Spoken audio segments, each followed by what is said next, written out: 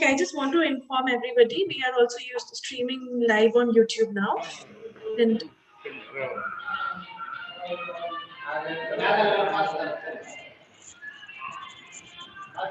Omkar, Is Omkar, there's a Vatsa sir here? Should we wait for him or should we begin? Omkar, there's an urgent message from Mr. Vatsa. He cannot join now. We can't hear you, Prema ma'am. There was a call from Mr. Vatsa. He cannot join now. Okay. So he said, don't wait for him for the process document. He may join after half an hour. There's a problem. So we can inaugurate the process document in the end then when he comes during his special keynote address. So in that case, everything will have to shift a little bit more, you know. So we have to make sure that the health session speakers are all there. No, Or it's it is not such a possible, problem. and it is possible that with either process, yeah, you take a call. I think we are already 10:32, so we are also on live. So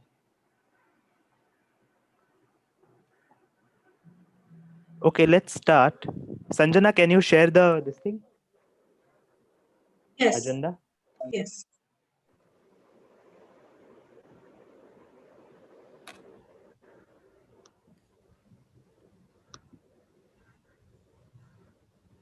Is my screen visible? Yeah. Just zoom it in slightly, it will be more clear. So welcome all of you. This is the SSPs and UNICEF partnerships lessons learned virtual workshop for COVID-19 recovery with GeoNGO collaboration. I am your host for today, Omkar Khare. I am a state disaster management and climate change consultant, and I work with the Relief and Rehabilitation Department of Government of Maharashtra. So when we start, we'll just have some ground rules. Unless you are speaking, please keep yourself on mute and your videos off. आपका videos और mic बंद रखिए जब आप बात नहीं कर रहे होंगे. जो sessions है, all these sessions will be bilingual. They will be in Hindi, Marathi, and English because Government of Maharashtra is a major partner in here, and they will be hosting it. And government has certain protocols, and everybody needs to understand, and everybody needs to be on the same page. तो जैसे हमारा sessions जो होगा हिंदी मराठी और English में अलग अलग लोग अलग अलग भाषाओं में बात करेंगे and its translation will be shared in Marathi and Hindi translations will be shared in the chat box for everyone to understand. सबको समझने के लिए translations chat box में आ जाएगा.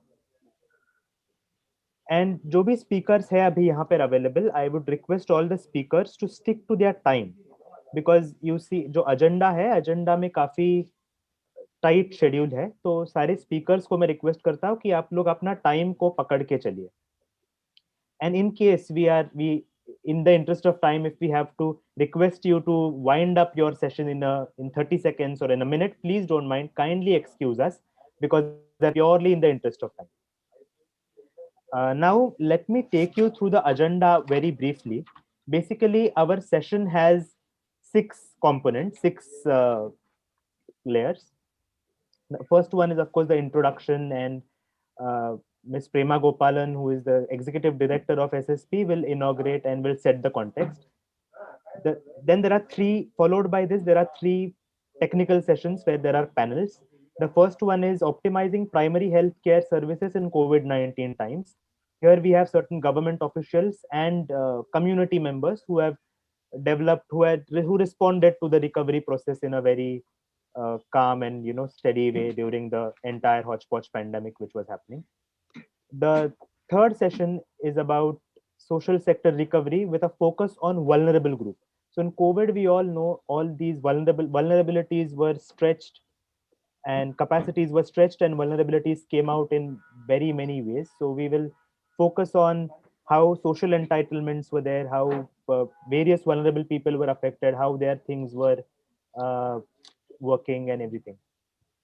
In the fourth session, which is the third and the last panel session, we have our Rajeshwari Chandrasekhar as the moderator. Along with her, we have around 6 government officials, senior government officials, and UNICEF DRR chief. There are 2 district collectors. There is Colonel Supnekar, who is the director, CDM Yashada. We have the founder member NDMA who will be speaking in there, and they will be talking about policies and way forwards, how incident response system was used, how the Disaster Management Act was used, how the Pandemic Act was used, how national policy for shelter management and other things will look in the future in the next 10 to 20 years. We will be discussing on that based on the learnings which we take from the sessions above, the operational learnings.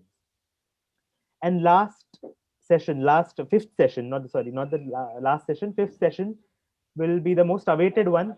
I believe Mr. Krishna Vatsa, who is a NDMA member, he will be speaking.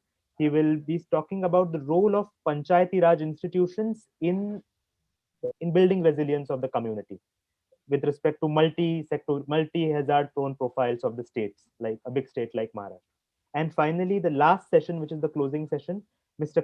Yusuf Kabir, who is the WASH specialist for UNICEF Maharashtra, will summarize the entire thing, and we will take the learning for the session.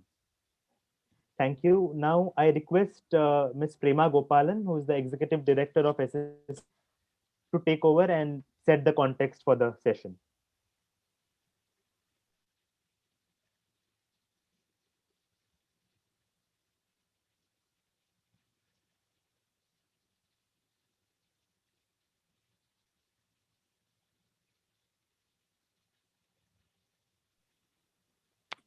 Ms. Gopalan, are you there? Can you hear us? Yeah. Yeah. Thank you so much, Omkar. Sarvana Namaskar. I'm really happy to be here and to invite all of you to be part of our process. On behalf of Swayam Shikshan Prayog, an NGO based in Pune, and UNICEF Maharashtra, I welcome you all again to this workshop. सर्वांचा हार्दिक स्वागत है, especially key officials and NGO leaders who have joined us, our esteemed panelists, state level officials, district officials, and our high level officials, including district collectors. Mr. Vatsa has just called me. He'll be joining us late. He's the esteemed member of the National Disaster Management Authority. So in welcoming all of you, I would just like to look back and say that the crisis that we have, the pandemic that we are facing, is in top of the many crises that the region where the project was developed have been facing. So more than 25 years ago, SSP team partnered with women and communities to build their leadership and to build ownership in the reconstruction and resilience process. This proven model we took to many states after the Gujarat earthquake, after the tsunami, and after the Bihar floods. On each occasion, we saw that investing in women's leadership was really the center of our approach. Similarly, last year, and I want to mark this day, March 16th. So today is a celebration for all of us because March 16, 2020 is when we closed SSP's offices. And we started our work virtually. In this period, literally, when we reached out to women on the ground, our women leaders, in more than 600 villages, they were extremely active with supplying food rations. They had mobilized the well-off in their community to start looking at food rations, to start looking at PD systems, to look at what the needs of returning migrants, and to look at what kind of economic revival could be there. So together with creating food economies in the recovery process, women were leading in their villages by initiating the Sahayata Samitis. So in the pilot that followed with UNICEF support, we looked at 50 villages in Osmanabad and then scaled up our work to 3 districts, Latur, Solapur and Osmanabad, 250 villages in the intensive process. And through this powerful initiative, we built the capacities of panchayats, we prevented and reduced infection with support of the health services. We built an effective village response mechanism through the Sahayata Samitis and improved access to food, water, sanitation through effective coordination with the districts. Some of the lessons which I will go into are that partnership platforms lead to government and community effective coordination. Women as community facilitators promote a social inclusion, and Sahayata Samitis, or the coordination between people and the Gram Panchayats, is at the core.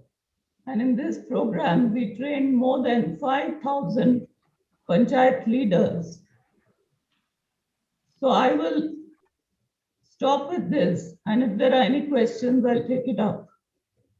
You will hear from the speakers, from our grassroots women leaders, and from our teams and the district officials on the extremely powerful work that they did frontline.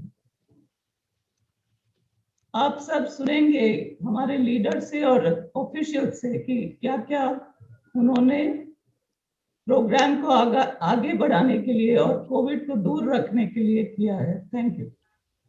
Thank you, Prema ma'am, for your valuable words. Now, the project which was explained by Ms. Gopalan, we have generated a project document out of the whole project. It talks about the methodologies of the intervention, number of, how the things were done, how things moved at the village and everything. I would request Professor Vinod Menon, who is the founder member of NDMA. He used to be a professor at Yashoda earlier, and he was also at the UNICEF for a few years. I would request Sir to inaugurate this document and hand it over to us for the circulation. Sir. Yeah.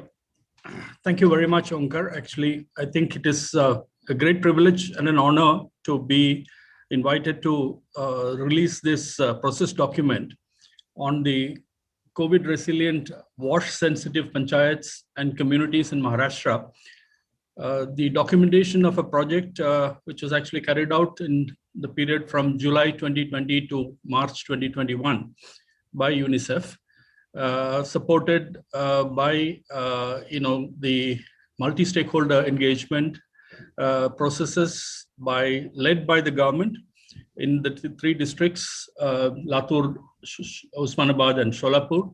And we also have this work documented very effectively by Ratna Mathur, will be available for sharing with everybody. And I would like to compliment Swayam Shishan Prayog, the Sakhis, all the people who actually, with the constraints and challenges of the imposed by COVID and the restrictions because of the lockdown during this period, a collaborative model of community resilience building through multi-stakeholder engagement was done by embedding the Sakhis within the Gram Panchayats in the 250 villages, and by also activating the various primary health centers. About 29 primary health centers were activated by this group. A lot of effort was done, and I'm sure that during the presentation by Ratna Mathur, you'll get to hear more about it. Congratulations, and the effort by UNICEF supporting this and and providing all the necessary technical logistic support is highly appreciated. Thank you very much. Thank you so much, sir. Now let us start with the second and the first panel session, which will be moderated by Ms. Ratna Mathur. Sanjana, can you share her profile behind so that I'll just talk about the session in brief before that. The session is, as I read out before, it's optimizing the primary health services in COVID-19 times. So we have district medical officer from Latur district, and then a medical officer from Latur, and then the third speaker is going to be from the community. They will talk about the operational challenges and the innovative methods which they use to respond to this unique kind of emergency. We have Ms. Mathur with us, who is a senior development professional. She's been working since 20 years in this arena.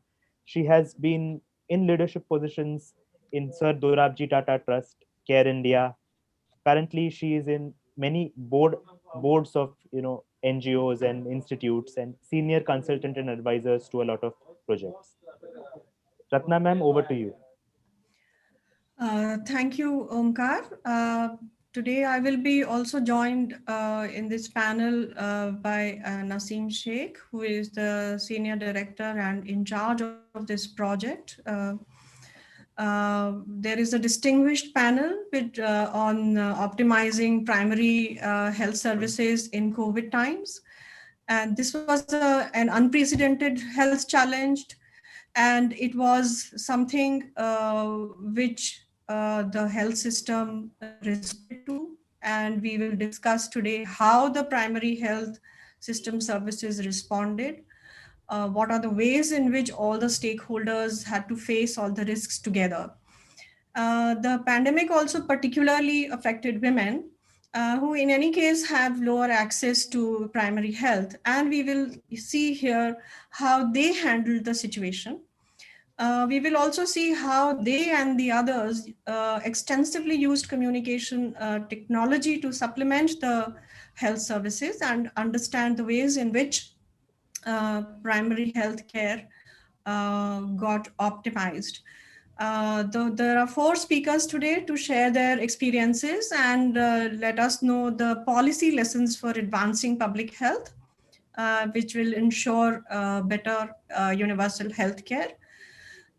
So a specific question is being posed to each speaker about their learnings and their recommendations. And our first speaker is Dr. Gangadhar Parge.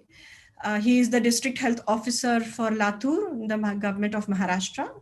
The second speaker is Dr. Sagir Pathan, and she is the Medical Officer in the Bhatangali Primary Health Center in Latur district. The next speaker is Ms. Bhagyashree Dhapte, and she's a leader trained by SSP, and she has been an active member of the COVID Sahayata Samiti in her Gram Panchayat in Sholapur district. Our final speaker is Dr. Sanjeev Chabria, and he's a technology and communication expert who runs a telemedicine organization called Step Up. And we will now start with Dr. Parge to speak about how the challenges in the health system were handled. And Dr. Parge, you will have 5 minutes to speak about what were the innovative approaches which were used to address the challenges around the logistics and the capacities of the health cadre during the pandemic. Over to you, Dr. Parge.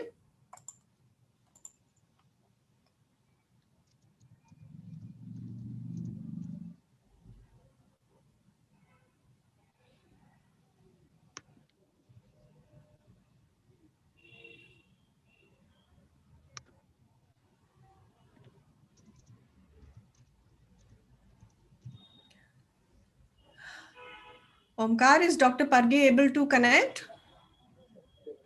Naseem ji is connected him. Yeah.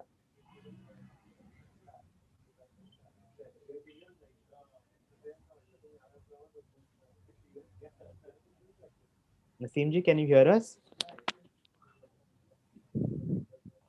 Omkar, I'm calling. Just checking. Should we go to the next speaker if he's available? Yes, I think I'm seeing Dr.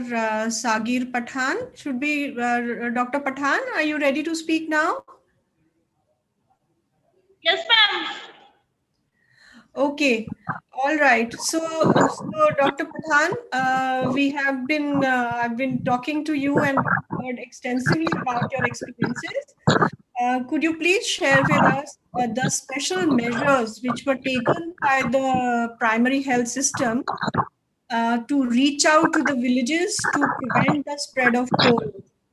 And also particularly to speak about the role of the Gram Panchayats and the women leaders and frontline workers in being able to work together. Dr. Pathan, please start. You have 5 minutes. Okay, ma'am. Okay.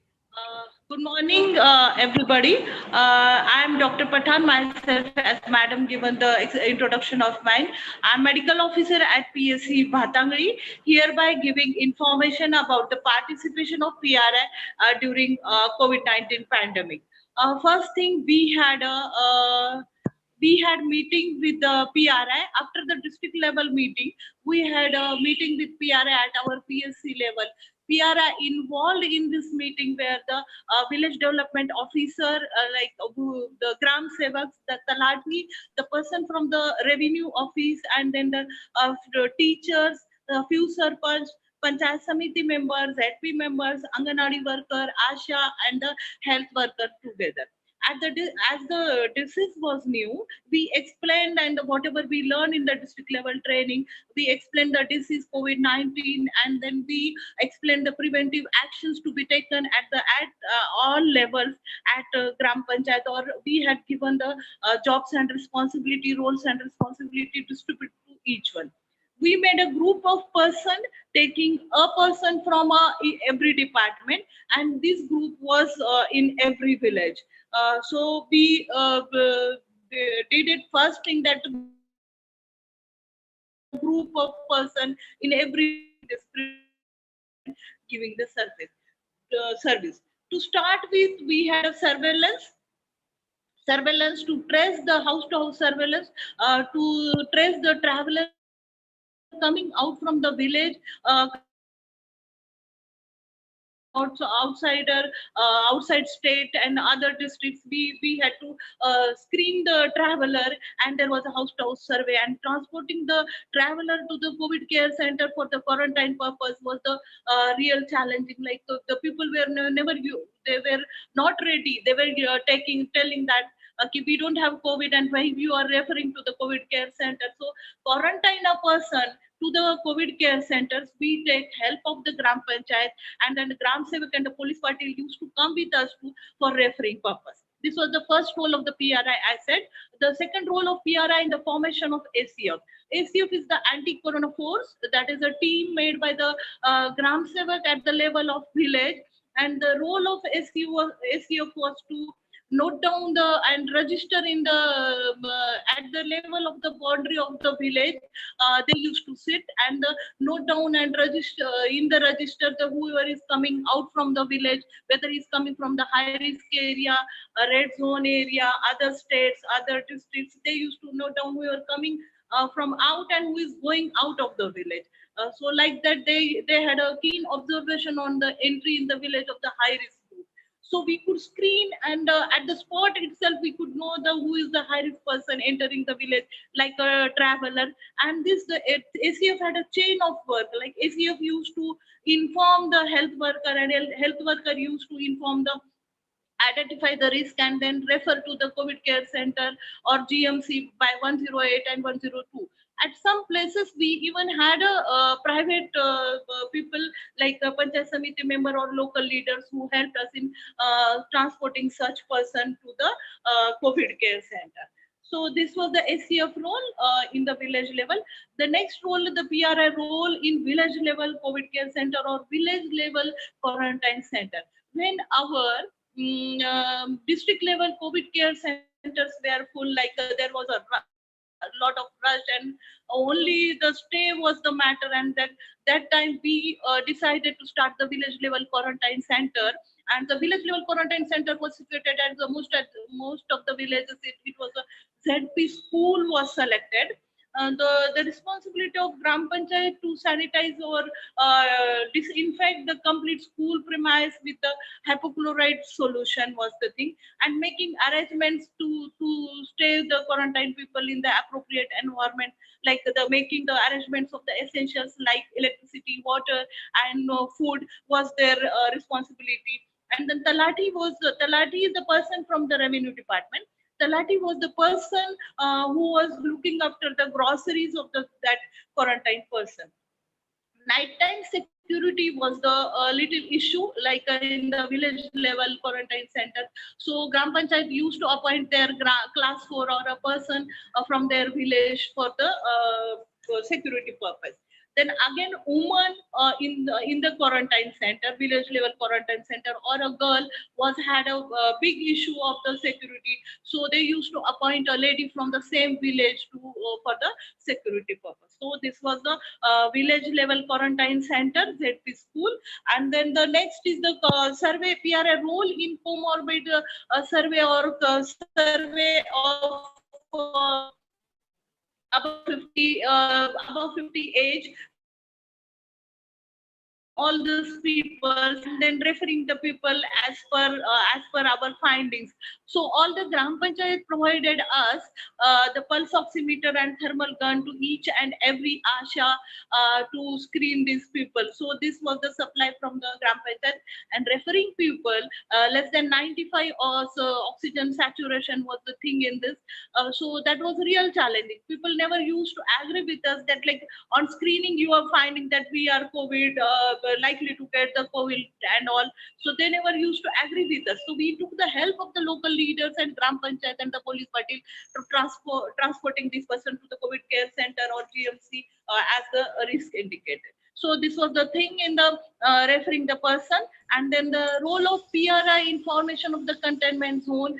The PRI member, village development officer, Talati, police party, teacher used to with us. Then the mandal officer, like the nodal officer of the revenue officer, was with us. They were used to be with us to make the demarcation of the containment zone areas and houses in the containment zone. Supply of essentials like water and food and grain and household things was the responsibility of the Talati. Elderly persons, elderly person, comorbid persons, and only women in the house in the containment zone was the special houses to give more attention. Talati used to keep a person in the containment zone, and we had made a WhatsApp group of the containment zone. They used to note down their requirements on the WhatsApp group, so we could easily know what is their need and what is the thing. Dr. Pathan, can you just wind up? Your time has run out now. Just wind up, please. Okay, man. Then we had a round in the villages, and so we could. I just have a 3 sentence. We could have achievements with the help of the PRI. So there was the quarantine of a high risk person of the travelers, and so like that we can prevent the transmission of the disease of village in the village. Their early detection of the case when SpO2 is low in comorbid, early referral, and saving a person from the landing in the critical situation and preventing mortality. And the third thing is the contact tracing. We trace the high risk contact in the containment zone, and we referred them to the COVID care center and GMC. So we prevented the disease landing in more landing. So as the time is lacking and the very short time to explain all the things, I conclude the speech. Thank you very much. Thank you so much, Dr. Pathan. That was really a testimony to the energy and motivation with which the entire health system works, and we are really happy with the way there are lessons for the whole country, on how to activate the primary health system. We will go now to our originally first speaker, Dr. Parge, who has, I understood, joined us now. He is the District Health Officer for Latur with the government of Maharashtra. Dr. Parge, are you able to hear me? Are you able to join us now?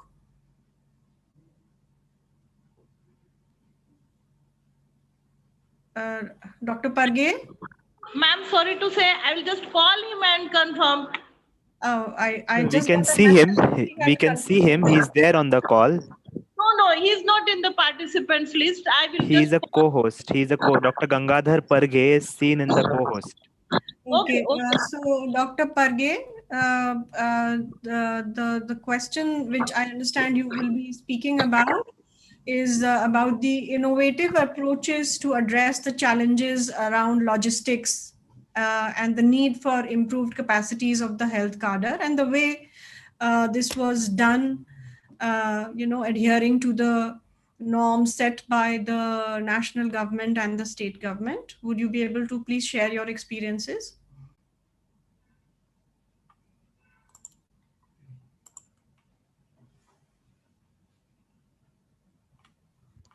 I think he has to unmute. He's still muted. Yeah, I can see somebody is trying to help him. Is Naseem or someone from SSP team is around to help? Yes, they seem to be there, I think. We should just give them another few seconds.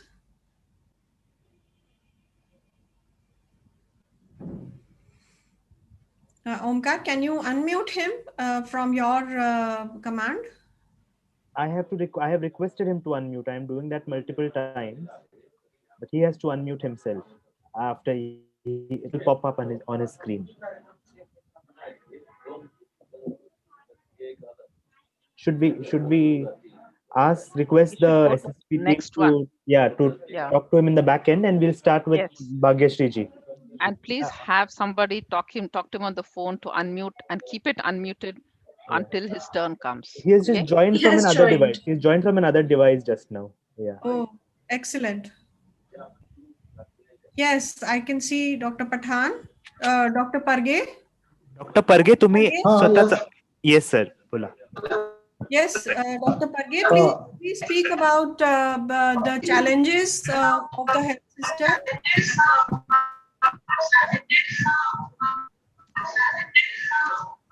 Hello. Good morning, about your innovative everybody. Actually, challenges शुरू में बहुत थे, लोगों में बहुत डर था, तो हमने हर हमारे स्टाफ, आशा वर्कर, एएनएम, एनपीडब्ल्यू और जो भी हमारे मेडिकल अफसर है, ऑफिसर है, तो हमको मोरल बूस्ट करने के लिए उनका अल्टरनेट डे या 2-3 दिन में एक बार हर एक को हमको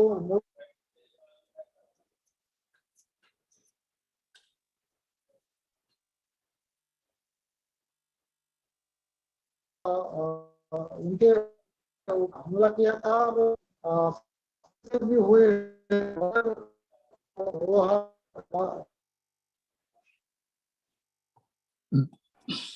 There is a static there. I believe we need to check the audio first, and he can be prepared with the audio, then other person can speak, Ratna. Okay, then is Bhagyashree connected? Naseem, can you check if Bhagyashree is connected? Yeah, she is connected. Okay, अच्छा, भाग्यश्री, बोला नमस्कार madam. अभी आपने doctor Pathan को सुना, अभी आप हमें बताइए कि आप लोगों ने अपने गांव में किस तरह से काम किया और बाकी गांव में कैसे कोविड रोकने के लिए प्रयास किया और हेल्थ कैसे इम्प्रूव हो लोग और कैसे प्राइमरी हेल्थ सेंटर्स में जाएं, वो आप लोगों ने कैसे किया, वो आप प्लीज शेयर कीजिए। भाग्यश्री, थोड़ा अपना परिचय भी दीजिए. नमस्कार, माझे नाव भाग्यश्री शंकर धपाटे, राहणार मंचर, तालुका उत्तर सोलापूर, जिल्हा सोलापूर. सहाय्यता समिती मेंबर. SSP प्रशिक्षणानंतर मी SSP प्रशिक्षणानंतर आरोग्याचे महत्त्व आम्हाला कळाले. तसंच आरोग्य यंत्रणेबरोबर आम्ही कार्यास सुरुवात केली. आपल्या 22 मार्च 2020 रोजी आपल्या भारतावर जे संकट कोसळले होते कोरोना, ते मुंबई शहरात, पुणे येथेही हे रोग पसरले होते. तिथून लोक रात्रीतून आपल्या गावाकडे परतले. त्यानंतर आम्ही सकाळी उठून त्यांना वडाळा येथे हॉस्पिटलमध्ये जाऊन कोरोना टेस्ट करण्यास सांगितले व त्यांना शेतात क्वारंटाईन केले व घरात निम्मे लोक घरात क्वारंटाईन केले. नंतर आम्ही त्यांना शासकीय आरोग्य केंद्रात बोलवून त्यांची तपासणी पण केली व त्यांच्या घरात त्यांना 14 दिवस क्वारंटाईन होण्याचे सांगितले व गावात फिरू नका असे म्हणून सांगितले. तसेच वृद्ध लोकांना, जोखमीच्या लोकांना आम्ही कोरोना तपासणीस आरोग्य केंद्रात बोलवले व तेथे त्यांची तपासणी करून घेतले व त्यांच्या मनामध्ये एक भीती निर्माण झाली. आपल्या परिसरात ग्रामीण भागात कोरोना सगळे आले आहेत, कोरोनाचे लोक आहेत, पण आम्ही त्यांना धीर दिले की आपल्या गावात काय होणार नाही, तुम्ही काय काळजी करू नका.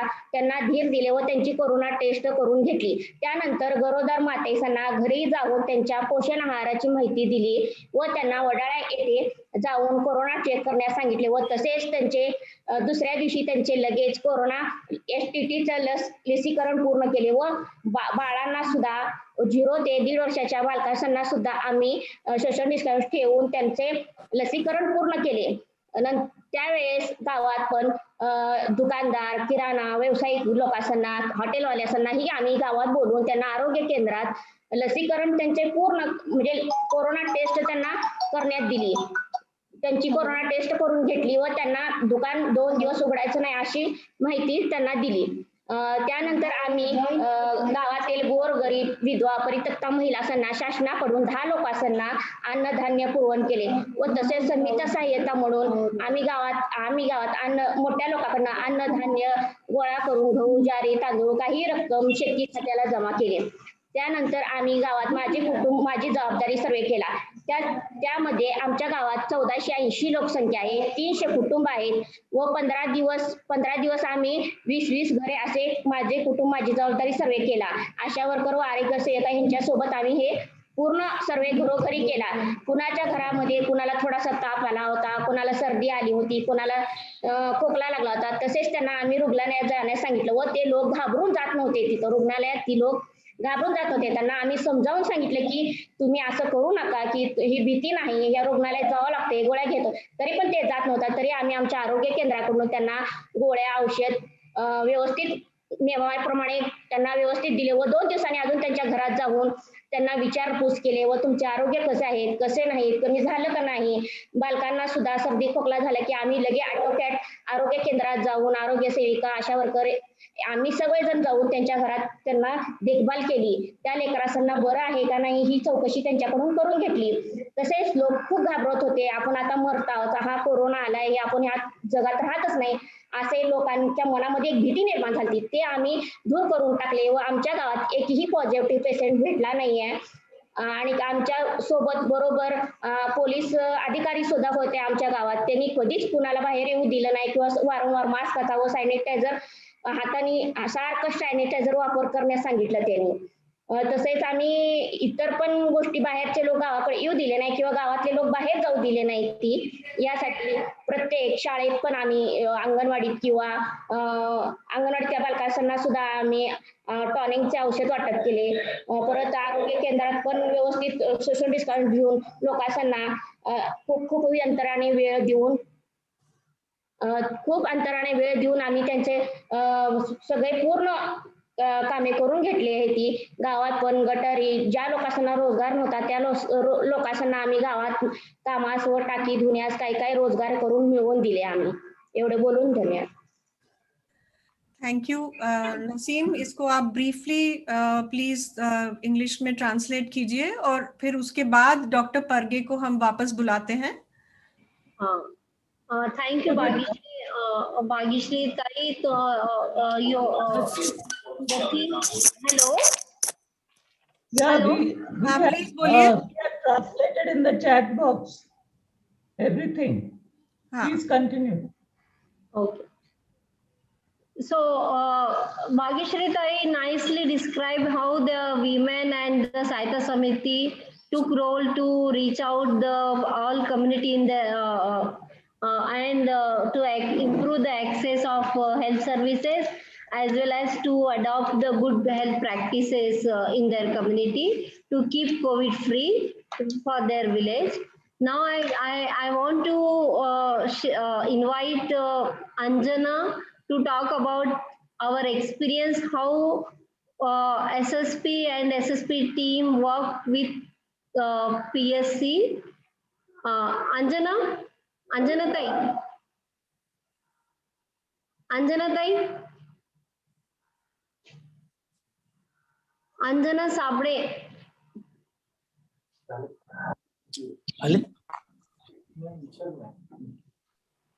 Anjana Tai.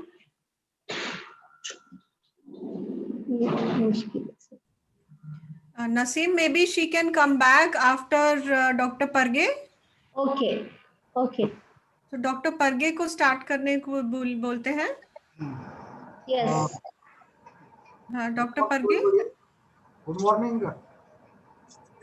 Can I audible to everyone? Yes, please continue, sir. Myself, Dr. Gangadhar Parge, District Health Officer, Latur, Maharashtra. The challenges in beginning was there was a phobia in people and in health staff also. We regularly took video conferencing of each cadre of staff and boost their morale. Actually, we form a team of counselor at district place and taluka place. In the counseling team, we took expert teachers. After giving some training, we formed a team at taluka level and district level. Mainly teachers were there, and they used to counsel each positive patient. They used to hear their problems, their difficulties, and they by them we can understood their problem of the people, even positive patients and their family.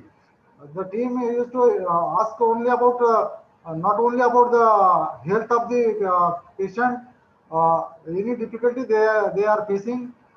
They were conveyed by the counselor to district administration. Then next issue was logistic. In beginning, there was a problem of logistic supply to up to ASHA worker, but with the administrator or district magistrate sir and our team, we can easily overcome that difficulty.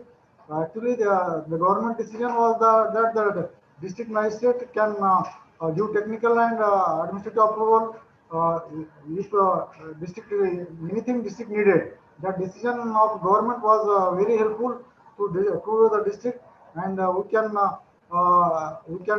took our took decision to supply, mainly the decision which we require for supply.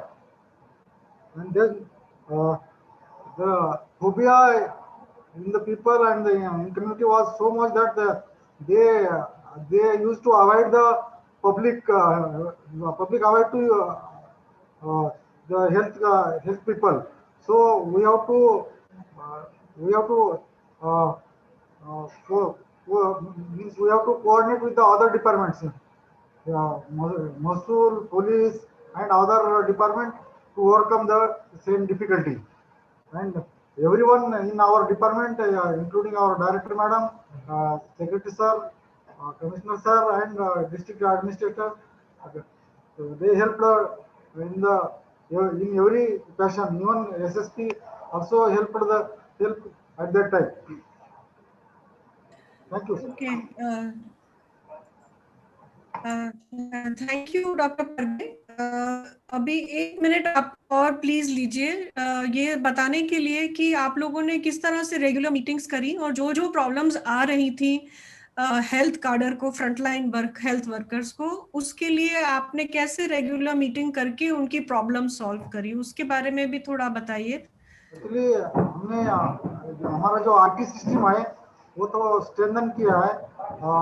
जो zoom द्वारा या other app द्वारा हमने Google meet द्वारा हर cadre का video conferencing लिया। Even आशा taluka wise आशा का video conferencing, उनके क्या डिफिकल्टीज है, उनको क्या चाहिए और कैसे प्रॉब्लम उनके लिए जो आ रहे हैं उनके लिए वो ओवरकम कर सकते हैं, उसके बारे में हमने वीडियो कॉन्फ्रेंस द्वारा उनका मीटिंग किया। रेगुलर ब्लॉक फैसिलिटेटर का हमने वीडियो कॉन्फ्रेंस द्वारा मीटिंग किया। इवन हमारे यहाँ कम्युनिटी हेल्थ ऑफिसर है, CHO है हर सब सेंटर पे, उनको हमने पूरे वो 5,000 पॉपुलेशन के लिए उनको रिस्पॉन्सिबल दिया। और उन एरिया में जो भी पेशेंट्स है, जितने भी उनके कॉन्टैक्ट ट्रेसिंग है, उनका सब रेस्पॉन्सिबिलिटी, इवन नॉन कोविड का भी रिस्पॉन्सिबिलिटी हमने उनको दिया था मॉनिटर करने के लिए। सब सेंटर के लेवल पे उनका भी वीडियो कॉन्फ्रेंस द्वारा हमने बहुत सारे सेशन लिया है। हर कैडर का अलग अलग सेशन लेके हमने वो उनका बूस्ट इवन अपडेट किया है और मोरल बूस्ट अप किया है। एक्सीलेंट, ये बहुत ही इंटेंसिव प्रोसेस आप लोगों ने किया है। आई थिंक ये आगे के लिए हेल्थ पॉलिसी कैसी रहेगी उसके लिए बहुत लेसन्स हैं। Naseem, back to you now. Thank you doctor Parge. Naseem, आप आगे जो बोल रहे थे प्लीज बताइए, समराइज कीजिए कि कम्युनिटी और प्राइमरी हेल्थ सिस्टम के साथ हमारा कैसे काम रहा। अंजना को मैं इनवाइट कर रही हूँ 2 मिनिट बात करने के लिए, उसके बाद मैं समराइज करती हूँ। तो अंजना ताई, तुम्ही आहेत का? हाँ बोला। सबको नमस्कार, और मेरा नाम अंजना है और मैं लातूर से बोल रही हूँ। शुरुआत में जुलाई में हमने 20 PSC का जो है असेसमेंट किया, और वहाँ जो कुछ कमियां है कि जो कुछ प्रॉब्लम है उसकी एक यादी बनाई। और उसके बाद में हर PSC में रुग्ण कल्याण समिति होती है, तो PSC के जो प्रॉब्लम है तो वो हमने रुग्ण कल्याण समिति में रखे, और उसमें से हमने जो बजट है तो वो बजट में वो बातें रखी, और वो उसका जो है वो सोल्यूशन जो है वो रुग्ण कल्याण समिति से हुआ। उसके बाद में शुरुआत में जो PSC की OPD थी 400 जुलाई में 400-500 के अंदर थी, तो हमने गांव में जो है तो हैंड वॉश डेमोन्स्ट्रेशन का कार्यक्रम लिया, जो कि PSC के आवार में स्वच्छता करके सोशल डिस्टेंसिंग और मास्क का यूज करके लिया। और गांव के लोगों को बताया कि जो प्राथमिक आरोग्य केंद्र है तो वहाँ जो है वो जाने के लिए लोग जो घबरा रहे थे, तो उस कार्यक्रम छोटे छोटे कार्यक्रम लेके उसमें लोगों को बताया कि PSC के अंदर जो है वो सेवाएं बहुत अच्छी तरीके से दी जा रही है, और जो डिलीवरी की भी संख्या बहुत कम थी, और उसके बारे में भी लोगों को बताया। और उसमें कोरोना से बचने के लिए रंगोली स्पर्धा है, उसका भी आयोजन करके लोगों को उसके बारे में बताया। और ये कार्यक्रम लेने से जो है वो OPD जो है वो PSC की डबल बढ़ी है अभी। और उसके साथ ही हमने सब सेंटर को भी फोकस किया, और सब सेंटर में जो परेशानियां है, जो समस्याएं है, जैसे कि लोगों को धूप में खड़े रहना पड़ रहा था, तो हमने उस बात को जो है वो ग्राम पंचायत, जो जिस गांव में सब सेंटर है उस गांव के ग्राम पंचायत के मीटिंग में वो बातें रखी। और 14वें वित्तीय आयोग से जो बजट है तो उससे वो जो छत बनाना है, फर्शी बनानी है, वो बातें उससे कनेक्ट करके वो प्रॉब्लम भी छुड़ा दी है। और अभी PSC और सब सेंटर भी बहुत अच्छी तरीके से एक्टिव हुए हैं, और PSC और सब सेंटर की OPD तकरीबन बराबर है, 950 से 1200 के करीब। और माझं कुटुंब माझी जबाबदारी का सर्वे 3 लाख कुटुंबों का वो माझं कुटुंब माझी जबाबदारी जो कार्य अभियान था, उसमें लीडर ने आशा कार्यकर्ती और आंगनवाड़ी कार्यकर्ती के साथ इन सब का सर्वे जो है बहुत अच्छी तरीके से पूर्ण किया है। Okay, thank you Anjana. Naseem, अभी क्योंकि ट्रांसलेशन अभी हो गया है, अभी आप कुछ एक वर्ड भी बोलिए और फिर मैं लास्ट स्पीकर पे जाती हूँ। हाँ, मैं सिर्फ अपनी तरफ से ये बोलना चाहती हूँ कि जैसे लॉकडाउन, इस पूरे कोविड की परिस्थिति में सबसे ज्यादा जो प्रभाव था वो हेल्थ का था, और हेल्थ के जो इंफ्रास्ट्रक्चर थे, हेल्थ की जो सर्विसेज है, उसको ज्यादा काम करना पड़ रहा था। तो ऐसे समय हमारा जो काम था, हमारा जो अप्रोच था कि एक बाजू में हेल्थ सर्विसेज को अवेल करना, लोगों तक पहुंचाना, और जो हेल्थ स्टाफ है उनकी भी मदद करना, दूसरी तरफ से कम्युनिटी का बिहेवियर को ठीक करना, और हेल्थ इंफ्रास्ट्रक्चर के अंदर जो भी जरूरतें हैं उस वक्त उसको पूरा करने के लिए तीनों से, लाइक कम्युनिटी, हेल्थ इंफ्रास्ट्रक्चर और हेल्थ का टीम, और ग्राम पंचायत और फाइनेंस, ये सबको कनेक्ट करने का काम एसएसपी टीम और इस प्रोजेक्ट के थ्रू किया गया। और ये मुझे लगता है कि ये एक्सपीरियंस बहुत ही रिच एक्सपीरियंस था, क्योंकि हेल्थ ये एक सबसे बड़ी प्रायोरिटी है हमारी, और ये सिर्फ अभी पेंडेमिक के लिए नहीं, हमारे पूरे फ्यूचर में हेल्थ हमारा सबसे बड़ा प्रायोरिटी एरिया है। तो ये इस प्रोजेक्ट से जो भी लेसन्स या इंसाइट्स जो भी हमने सीखा है, ये फ्यूचर में हेल्थ सिस्टम को स्ट्रेंथन करने के लिए सिर्फ infrastructure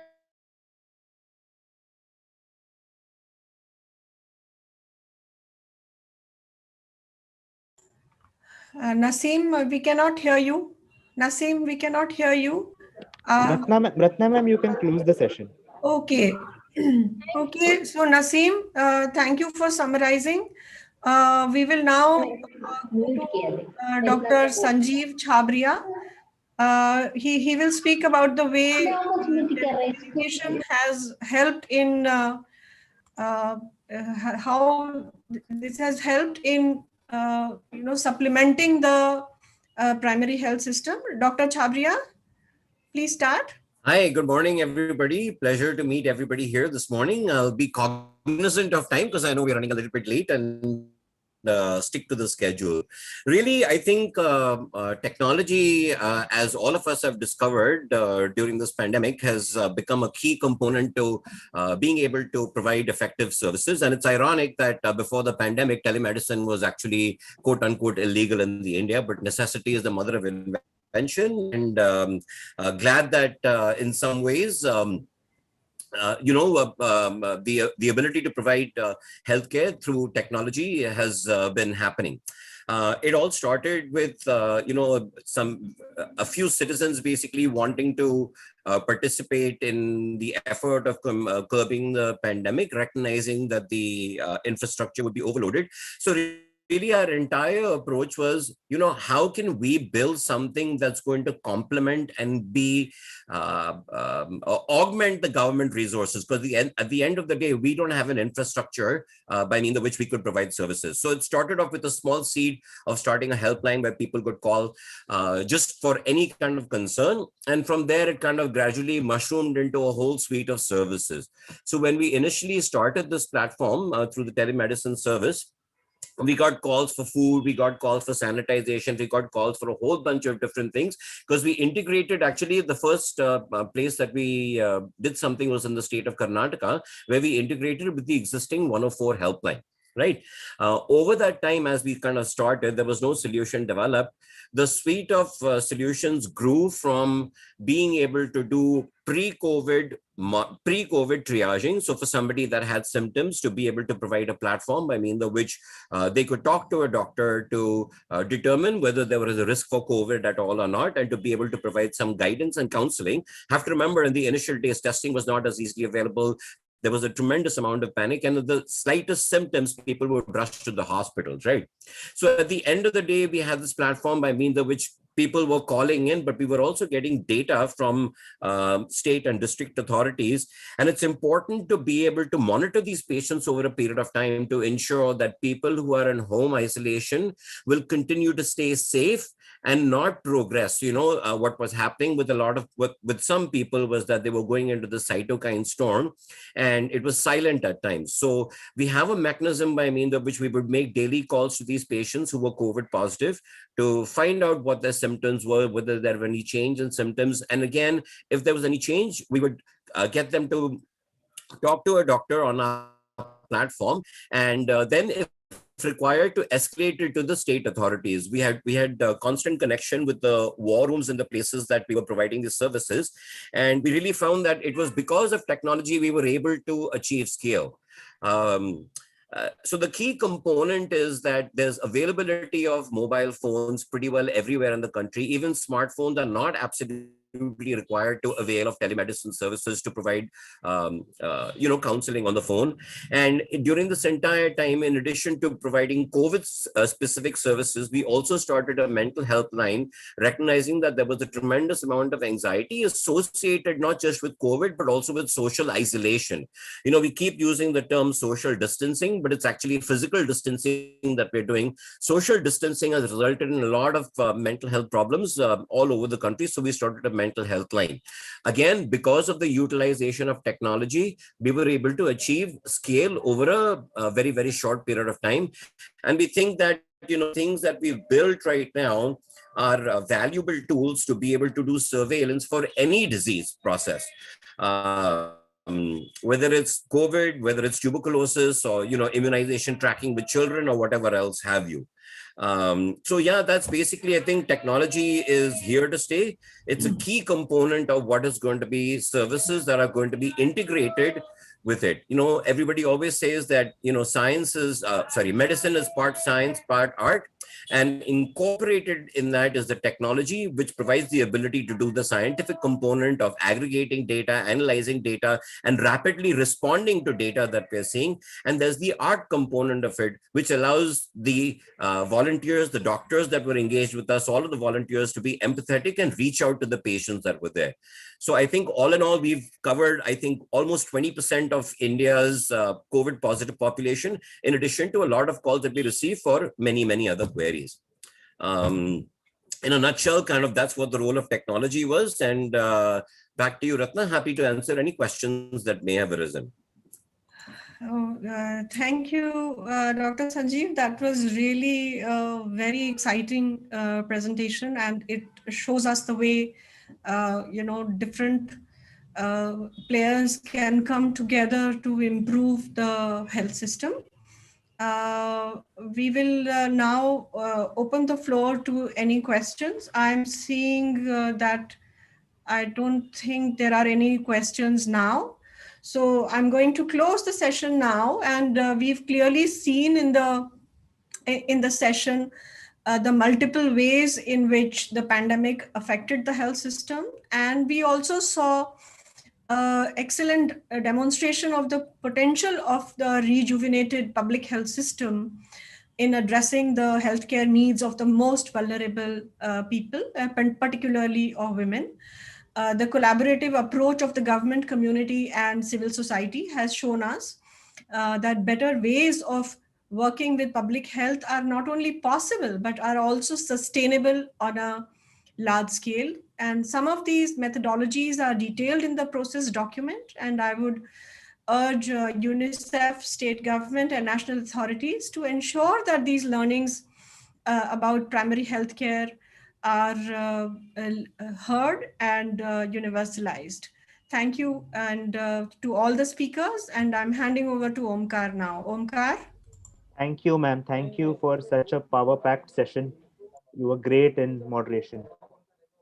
So our next session, which is the second panel, which is called the Social Sector Recovery with a focus on vulnerable groups. Now we have Mr. Tanaji Sen, who is the Executive Director of Radar India. He'll be moderating the session.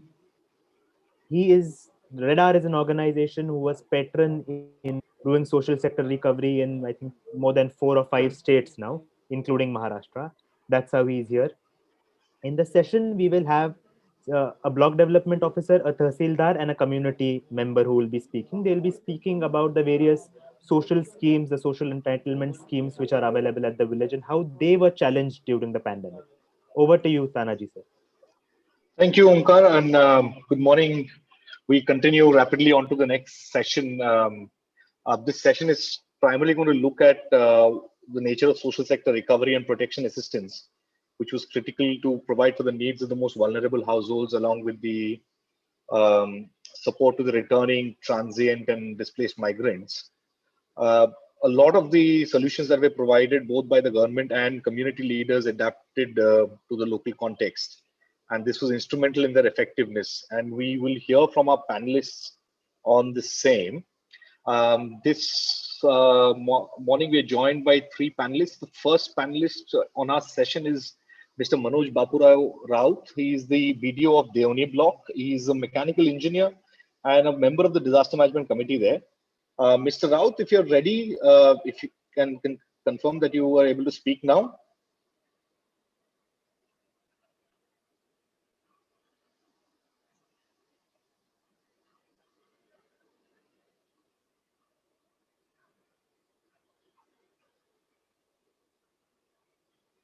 Mr. Raut?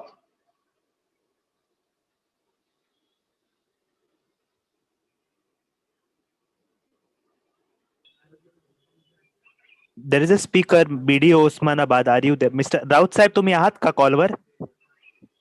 BDO Osmanabad? Raut side?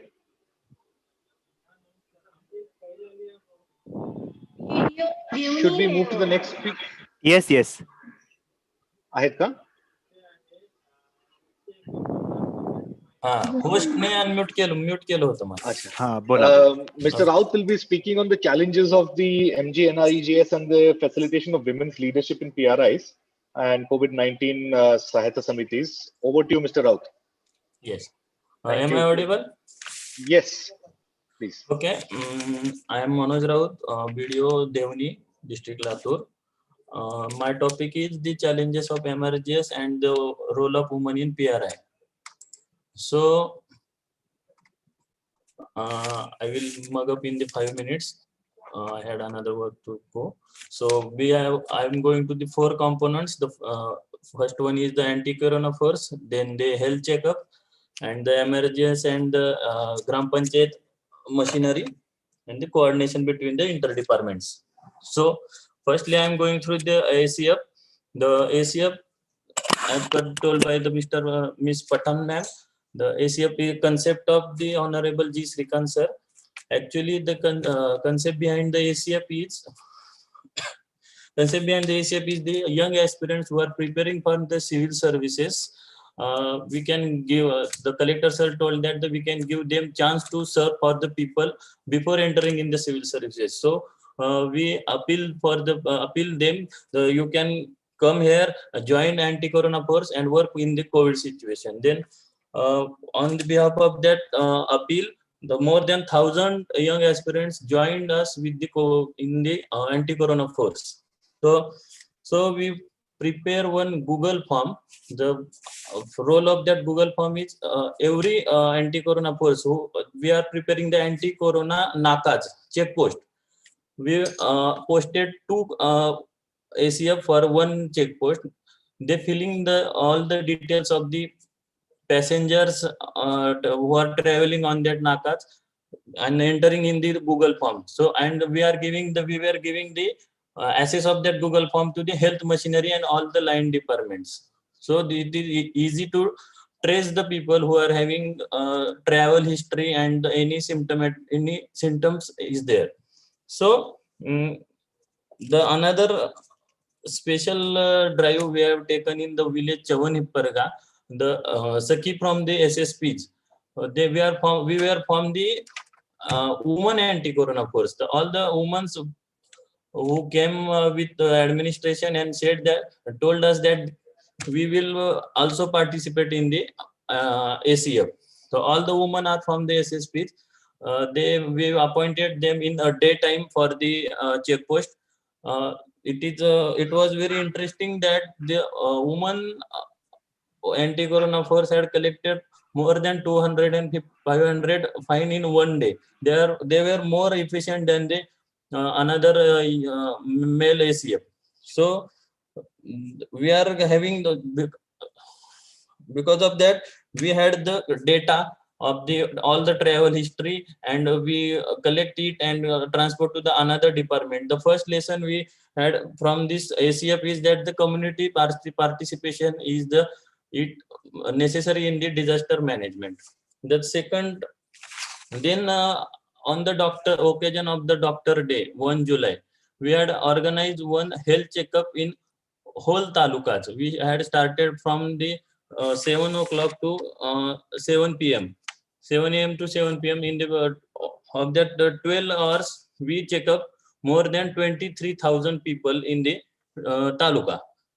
And we found that the 3,600 people are comorbid. And we use the voter list for that. We convert the booth level officer to booth level COVID officers. And we when we get that 3,600 people, we appoint for every 25 comorbid one counselor appointed by us. The counselor are from the ZP teachers, Jilla Parishad teachers. They call each and every comorbid people in daily calling to everybody and asking for his health. What about वो उनका कैसा चल रहा है, health कैसा है, आप mask पहनते हो क्या, आपका बीपी नॉर्मल है क्या, आप बाहर गए हो क्या, सब वो asking for them. Then our gram panchayat machinery, with the help of a gram panchayat machinery, we just distribute the kit, means all the essential needs required for the travelers. We provide them the kit, more than 2,500 kit provided by us.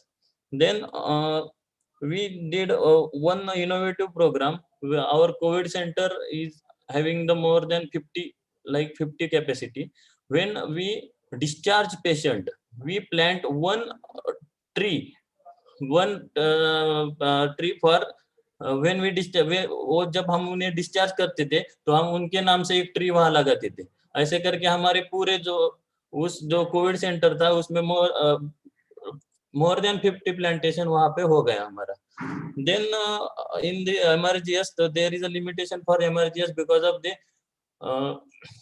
social distancing is not followed, so we are not going through emergencies properly, but we are started the community wells. So हमारा dual उसमें ये था कि अगर community well start करेंगे तो जो future में स्कैरसिटी आएगी तो उसके लिए हम प्रिपेयर रहेंगे. तो उस कम्युनिटी वेल पे हमने एमआरजीएस का कंपोनेंट किया और we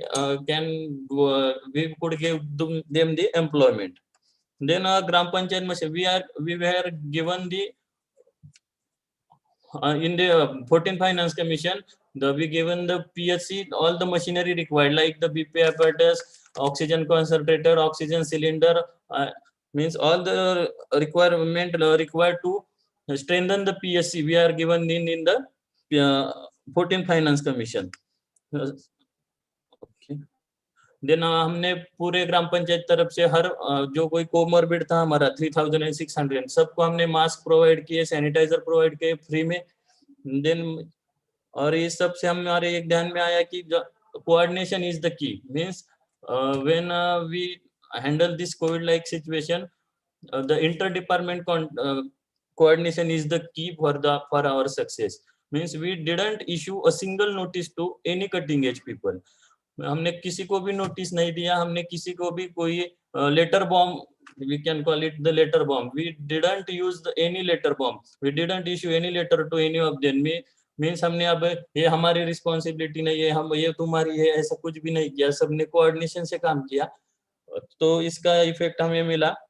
तो राहुल जी टाइम का ध्यान रखिएगा. ओके मेरा हो गया है. सिर्फ फ्यूचर में अगर हमें डिजास्टर मैनेजमेंट हैंडल करना हो तो 4 थिंग जरूरी है.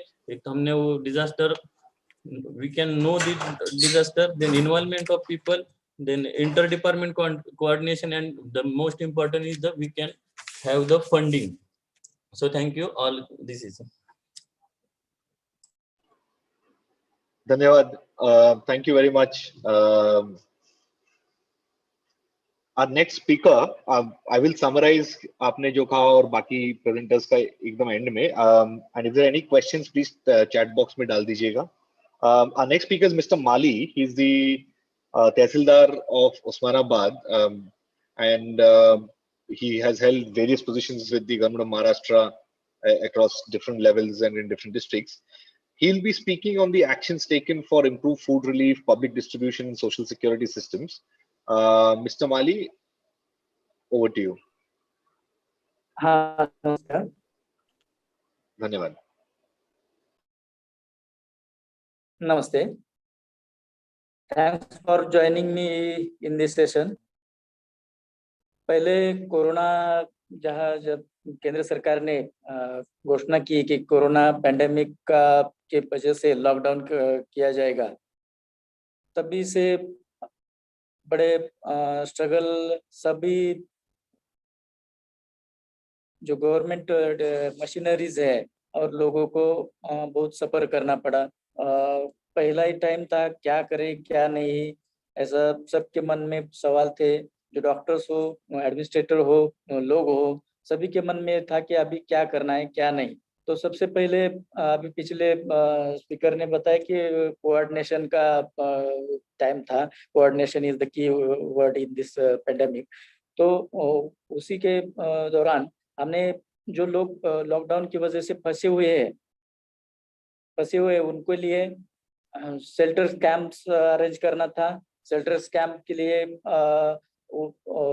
पानी, इलेक्ट्रिसिटी, स्वच्छता है, जो फूड अरेंजमेंट है, इसका हमें एस्टेब्लिश करना था. तो उसके लिए हमने मेरे उस्मानाबाद तालुके में 4 शेल्टर कैंप्स हमने एस्टेब्लिश किए कि जो बाहर के लोग हैं, बाहर के डिस्ट्रिक्ट के हैं. मेरे यहाँ जिला हेडक्वार्टर होने की वजह से बाहर के राज्यों के लोग थे, जिसमें राजस्थान, यूपी, एमपी, बिहार, पश्चिम बंगाल और इधर सांजा गांव में 650 से 700 स्टूडेंट एक प्राइवेट कंपनी के थे, जो साउथ के 4-5 स्टेट से थे. तो बड़ा मुश्किल था कि ये उनको सस्टेन करना, उनके लिए शेल्टर का अरेंजमेंट करना. तो हमने लोकली जो हमारे गवर्नमेंट के हॉस्टल्स हैं, वो हॉस्टल्स आइडेंटिफाई करके उन्हें शेल्टर्स दिया. और लोगों से हमने अपील किया, बहुत एनजीओज या ऑर्गेनाइजेशंस है या पीपल्स फार्मर्स है, उन्होंने अपील किया. तो उन्होंने हमें खाना, जो कुछ फैसिलिटीज है, मास्क है या जो कोई प्रोटेक्टिव इक्विपमेंट है, वो हमें डोनेट करना शुरू किया. धीरे धीरे ये माहौल इतना बढ़ गया, इसमें बहुत से एनजीओज सामने आ गए, जो शेल्टर कैंप के अलावा जो घर घर में जो लेबर है, उनका काम बंद हो गया था. तो काम बंद होने की वजह से उनको खाने की दिक्कत आगे से बढ़ने लगी. तो उसके लिए हमने गाँव में अपील किया. हर गांव में सरपंच है, पुलिस पाटिल है, हमारे किसान भाई है, अपील किया कि आप जो कुछ अनाज है या जो कुछ आप दे सकते हैं वो हमें डोनेट कीजिए. तो मेरे तालुके में बहुत एक 79 ग्राम panchayat have involved in this donations, and they have supply me food grains. और बाकी का जो फार्मर्स है, उन्होंने कुछ फ्रूट्स है, वेजिटेबल्स है, वो हमारे लोगों के लिए बांटना चालू कर दिया, हमारे यहाँ डोनेट किया. तो हमने जिसको गरज रिक्वायरमेंट थी, उसके हिसाब से हमने जो लेबर है या प्रोमिनेंट पुअर प्रोमिनेंट पीपल्स जहाँ रहते हैं, वो आइडेंटिफाई किया एरिया, और वहाँ हमने ये अनाज बांटना शुरू कर दिया. इसके बांटने के लिए भी हमारे हमको बहुत से लोगों ने मदद किया. तो ये बहुत ही बड़ा कार्य था. इसके लिए सोसाइटी के पूरे वर्ग ने हमें सपोर्ट किया. उनके सपोर्ट से प्रशासन सपोर्ट के बिना कुछ भी नहीं कर सकता था. दूसरा जो बात था कि बाहर से लोग आ रहे थे, उनके लिए जो चेक पॉइंट्स लगाए थे, मेरे तालुका में 6 चेक पॉइंट्स लगाए थे. तो वो चेक पॉइंट पे हमने पुलिस लगाया था, बाकी के टीचर्स लगाए थे, और ऐसे बारी बारी में हमने चेंज करते करते ऐसे 6 चेक पॉइंट रखे थे. तो वहाँ कंटिन्यूअसली लोग आते थे, वहाँ हमने रजिस्टर रखा था. रजिस्टर से जिस गांव में वो जाने वाले हैं, उस कोरोना के लिए या तालुका कंट्रोल रूम इस्टेब्लिश किया था, तो उस तालुका कंट्रोल रूम में वो रिपोर्ट डेली आ जाता था। इसकी वजह से हमें कम्युनिकेशन हो गया कि कौन से लोग आने वाले हैं और कौन से गांव में आज जाने वाले हैं। तो पहले हमने उस गांव में जो प्राइवेट या गवर्नमेंट के बिल्डिंग्स है, स्कूल है, हाई स्कूल्स है या अदर गवर्नमेंट बिल्डिंग्स आइडेंटिफाई करके वहाँ लोगों को हमने क्वारंटाइन किया। पहले 14 डेज का क्वारंटाइन किया, फिर 10 डेज के लिए हमने लोगों को क्वारंटाइन किया।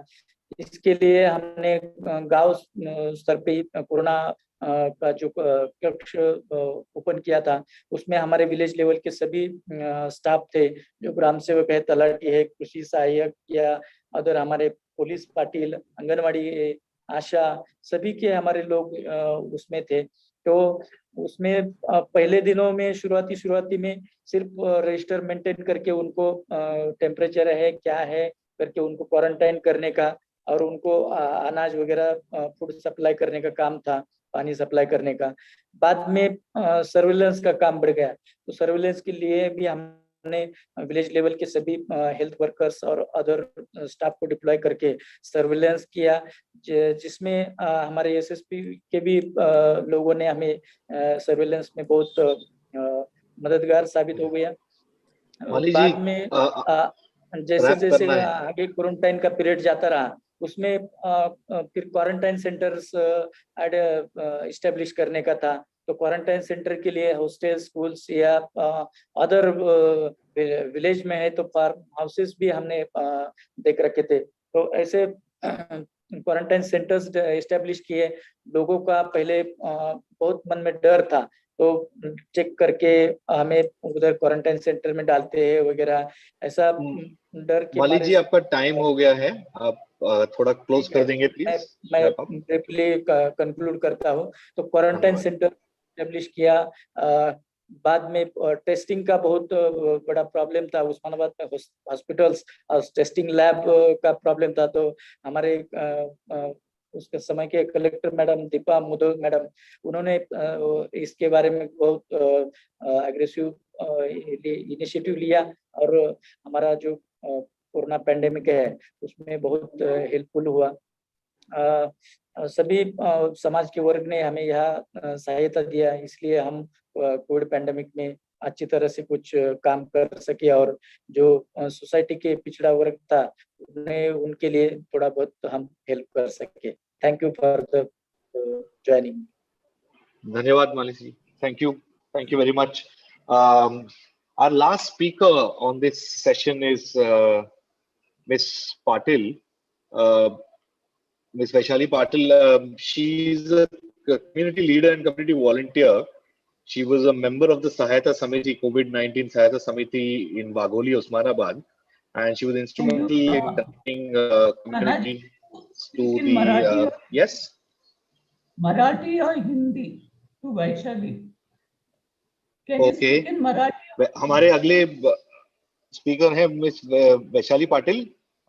वो आज हमसे अगले 5 मिनट में बताएंगे कि उन्होंने कम्युनिटी के साथ क्या काम किया था और कैसे सरकार के स्कीम्स के साथ लिंकेज करके सपोर्ट दिया था उनके गांव में।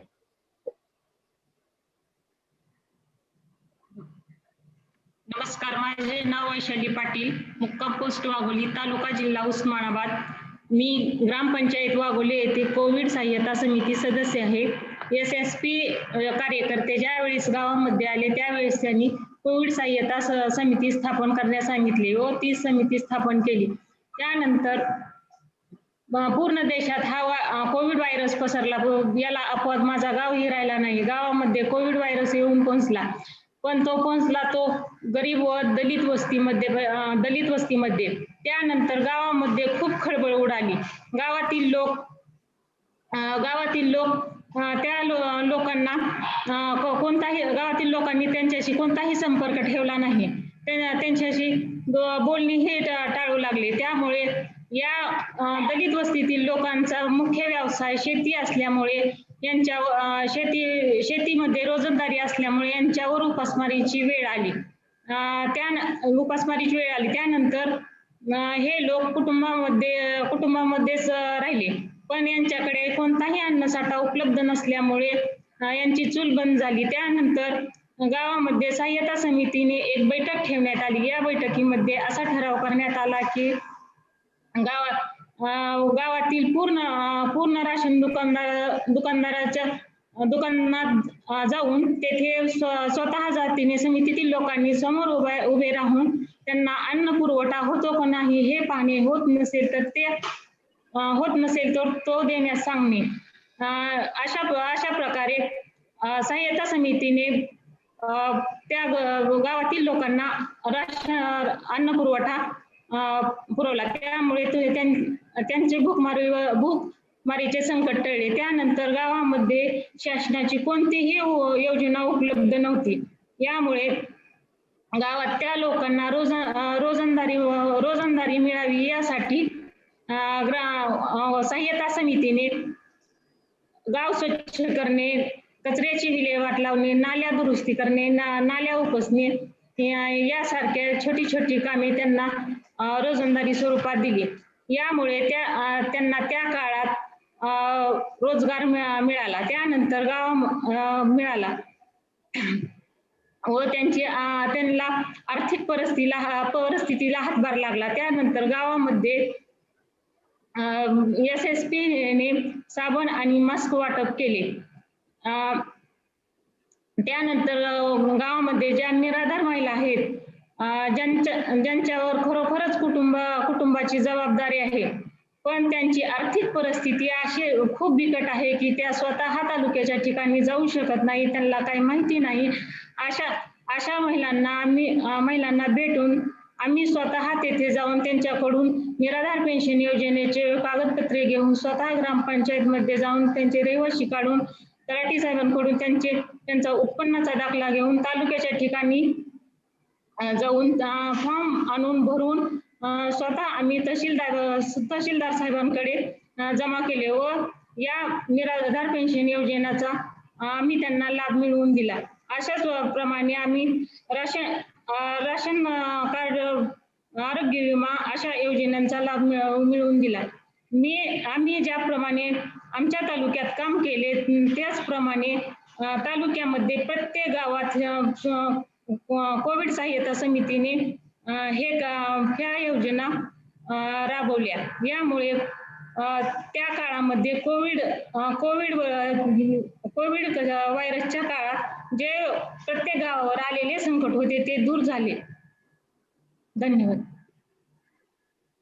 धन्यवाद, बहुत बहुत धन्यवाद वैशाली जी. अभी तक जो सवाल आए हैं उसमें से अभी तक जो टाइप किए गए हैं उनमें से सवाल, एक स्पेसिफिक सवाल आया है मिस्टर राउत के लिए.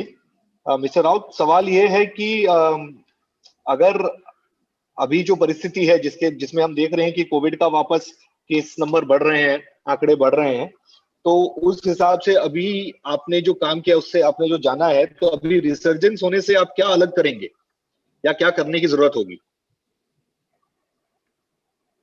Mister Raut.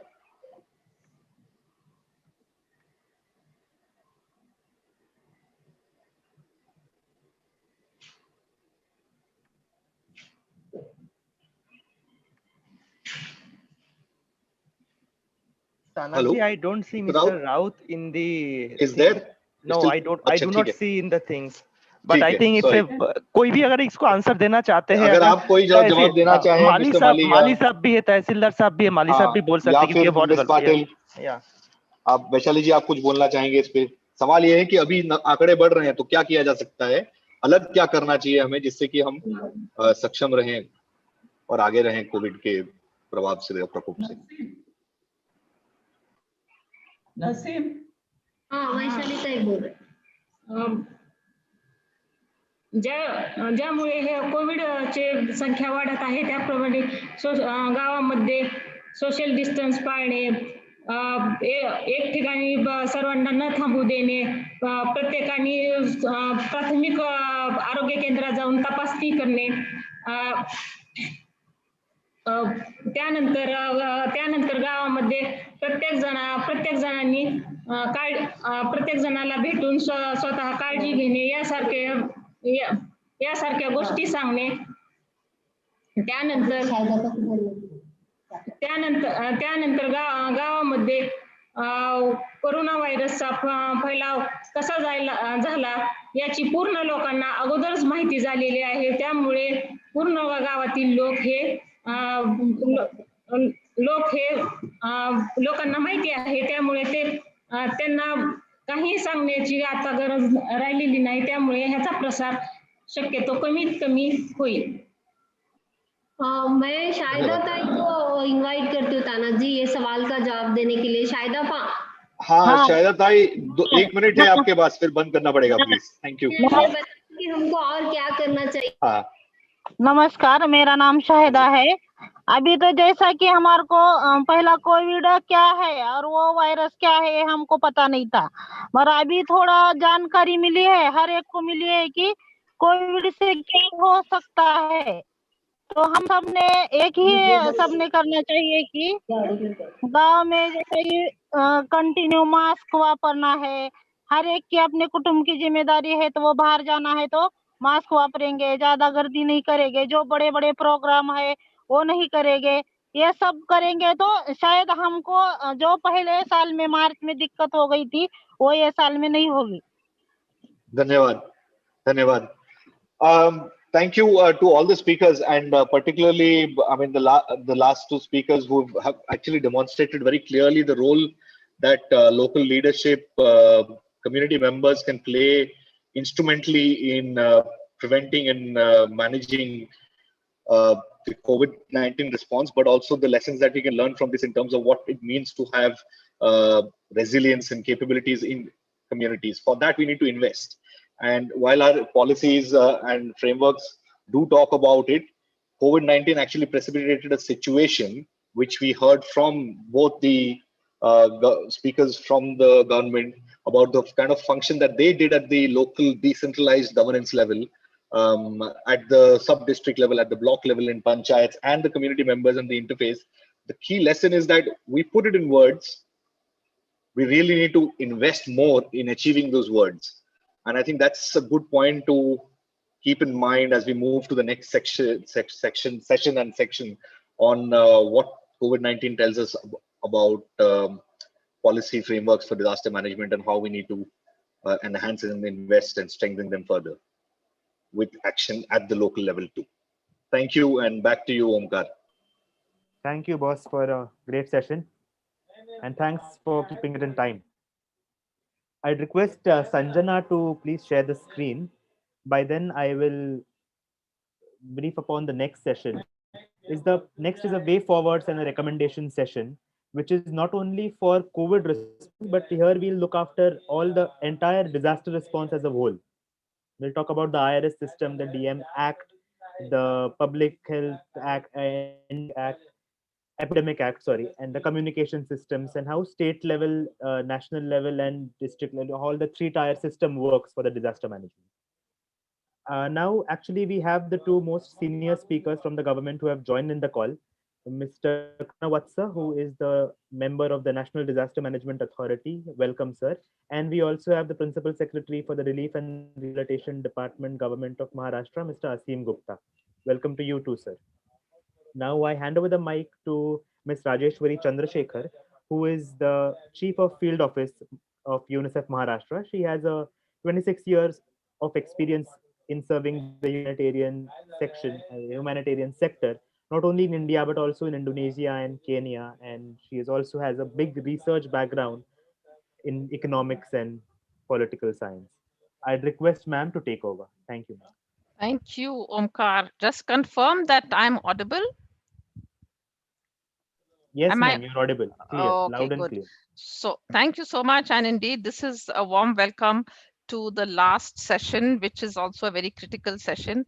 We have just heard from the earlier sessions and the speakers how movement from the bottom upwards has helped address the issues of the pandemic, and very important lessons learned as well, even in the sense of going forward. So it is with that context in mind that I would like to invite Mr. Asim Gupta, who is currently the Principal Secretary of Disaster Relief and Rehabilitation. Can I have his thing up, please? The next slide. Yes. And Mr. Gupta, I know, as all many of you would probably know, he is currently the Principal Secretary, Disaster Management, Relief and Rehabilitation, but he has a huge illustrious career, the most recent being when he was a Secretary of Rural Development and Panchayati Raj. And if he has heard part of this conversation thus far, I'm sure that he would relate to what he is going to say. And what he is going to say is, how do we link whatever the grassroots functionaries or the BDO or the Tehsildar at the district, block and lower levels have told, or what are their lessons to what ought to be a government guideline, or what already is in the government guideline, and how can it reshape the policies for disaster risk reduction. Over to you, Mr. Gupta, and a warm welcome first of all. Thanks, Rajeshri ji. Thanks for all the kind words. So, so the things has changed. Instead of meeting face to face, we are meeting over Zoom. Yes. We used to meet so many times for exactly in ADD. Nice to hear you, and nice to be. And please, all of you, first thing is please be safe. Remain safe. It's a. I hope it is a again it has come again, but I am very sure this is very soon going to be a thing of past, next 6-7 months. So another 6-7 months we have to keep our guard up, and we have to just ensure that while going back it doesn't hurt us. As far as this particular session is concerned, let me first tell you that I have actually I just joined in less than a month back. Actually, 1st of March, I came over. So it's nothing that I can really share my experience, but I like to share the 2-3 thoughts of mine, because we have had our tenures in districts, and we know. Frankly, one of the first thing which hits in the when you are in district is you find guidelines so impractical, and what you see in with your eyes on the ground at that moment, whatever other guidelines, they seem to be something made in some alien island somewhere and been forced upon you. And when I'm hearing my officers from the field, I almost feel that I would have said the same thing had I been in their place. So I just want to say 2 things, and then I will not take more time. Basically, because I want the other guys who are really dirty their hand in this experiment to speak more, because they don't get opportunities to be heard, and that's a very frustrating part of the job on field. You're supposed to work, but you're not supposed to tell what is the right thing to do. All the wisdom is supposed to come from the top, and all the work and the sweat is supposed to come from the bottom. So it should not be so. So my pehli cheez aisi hai ki whatever we have learned, and because I was not there, I have not experienced it. So I will consider it as an experiment. Whatever we learned, nothing is. Well, I have not learned anything, but I would like to learn from your people learning. So my request to UNICEF would be that after this today's workshop, we should be able to suggest actual changes or actual modifications. It may not change the whole thing, but it modifications into guidelines which we are supposed to float. Unless we learn from such experiments are of no value. These experiments are of value only when they throw up some changes for future better management of such calamities. So please do not let this experience of our field officers go waste. Please collect it, and whatever is being done, if just kind of you can just put it into words and systematize it. Then what I can promise you is that those things would be taken very seriously, and those things you will find some of those things finding mention in the final policies also. That's number 1. Number 2, I always believe that when such things are happening, it is impossible to control things from the top through policies. Policies should be very general guidelines, but a lot of freedom has to be given to the people who are really fighting it out on the ground. Sometimes if the policies are just too detailed, they can actually be quite a bit of a restraining functional freedom of our officers below, which should not be the case. So the general idea of the policy should be that we have to trust in the competency of our field officers, give them enough functional freedom in the within the policy, and policy should not become too restrictive. Thirdly, these are not ordinary situations. Ordinary situations can have average guidelines, and it also ordinary situations also have the luxury of time. But in extraordinary situations, I think the ordinary way of doing governance cannot be expected to work. And hence, this we should never forget this. This is not business as usual when we are handling a calamity, this thing. And hence, the rules as usual should also not apply. So whatever is a guideline or whatever is the kind of overarching some principles that we set from here, they should only be indicative, suggestive, and enabling and trusting. And the lower functionaries who are there actually on the ground, working out, sweating out, and actually sometimes putting themselves to risk. Also, we have to trust in their intention as well as intelligence. So that is the way, I think that should be the philosophy of the principles what we lay down here. That's the only thing. And why I'm saying this in so many words is to just to give confidence to all my participants there who have participated in the experience in this experiment and who are sharing their experience, that your experience and your suggestions or whatever your learnings and whatever you are throwing at us, they will not go waste.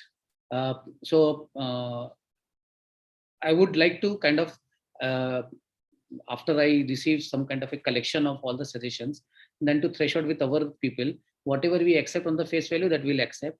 Whatever we are finding at the higher level, a little unacceptable or little impractical, then before shelving those suggestions also, I would like to talk to the concerned person who has made that suggestion. Sometimes the words are chosen wrong by the functionaries because they don't know how exactly to put their thoughts into this, and sometimes those words are not the words which generally go into policies. They are the words which go into action. So sometimes what they wish to tell us may be a little different than what is coming out in their written word.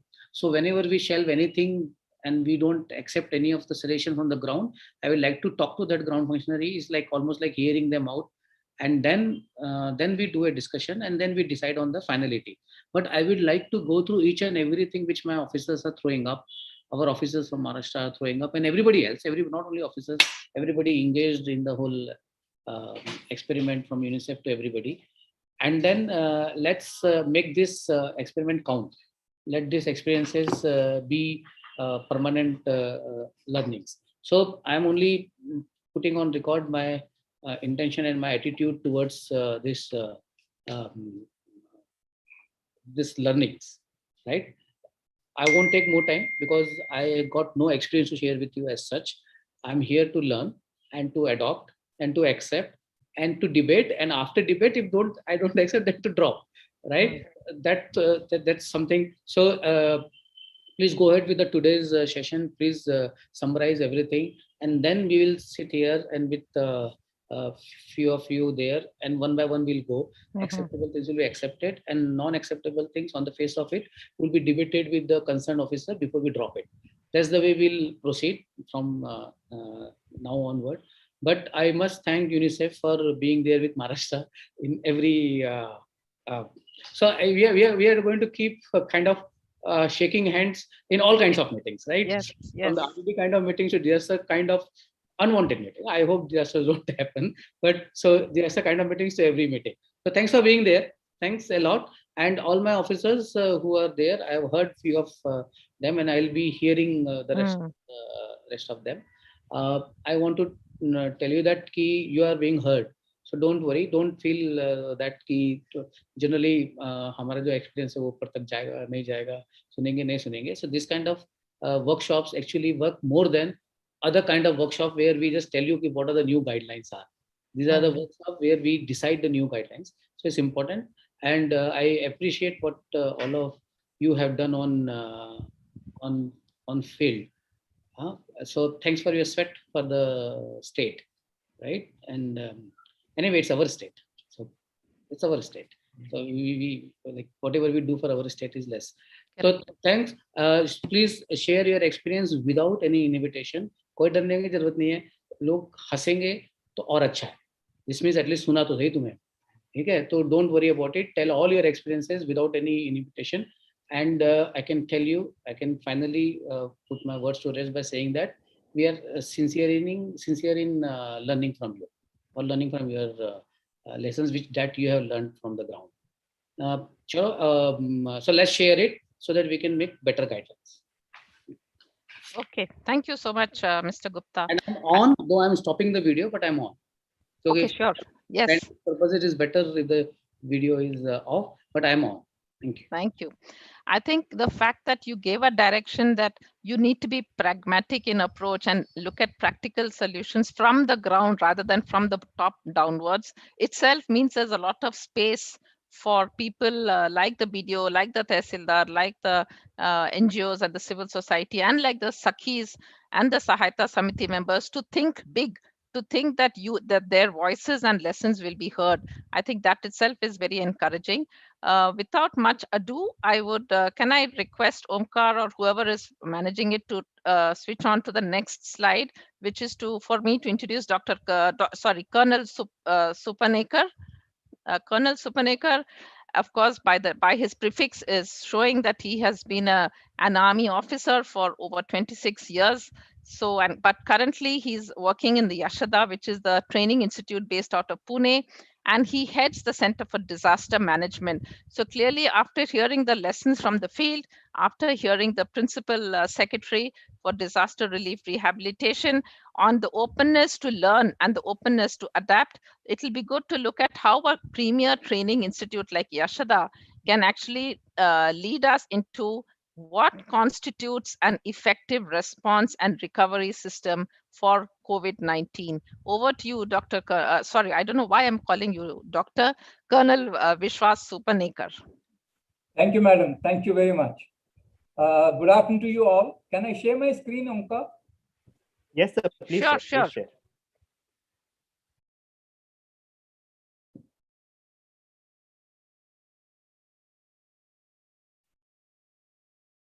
Right. At the onset, my greetings to all the August gathering. And I also thank SSP and the UNICEF for inviting me for this particular sharing my views. I totally agree with our Principal Secretary views. And but my session will primarily be based on the existing national policy, plans, guidelines. Mind you, these are the guidelines.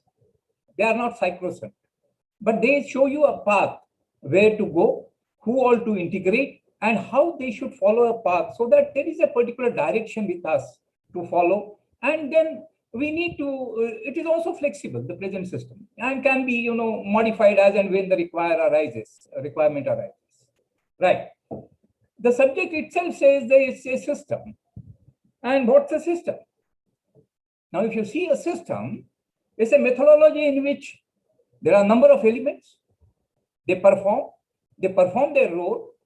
There are certain set principles to follow, and they have predetermined developed processes. And that's why we say they need to be trained, they need to be rehearsed, they need to carry out the mock drills so that they become perfect in that. And by doing so, they achieve the laid down objectives which are there for that particular incident.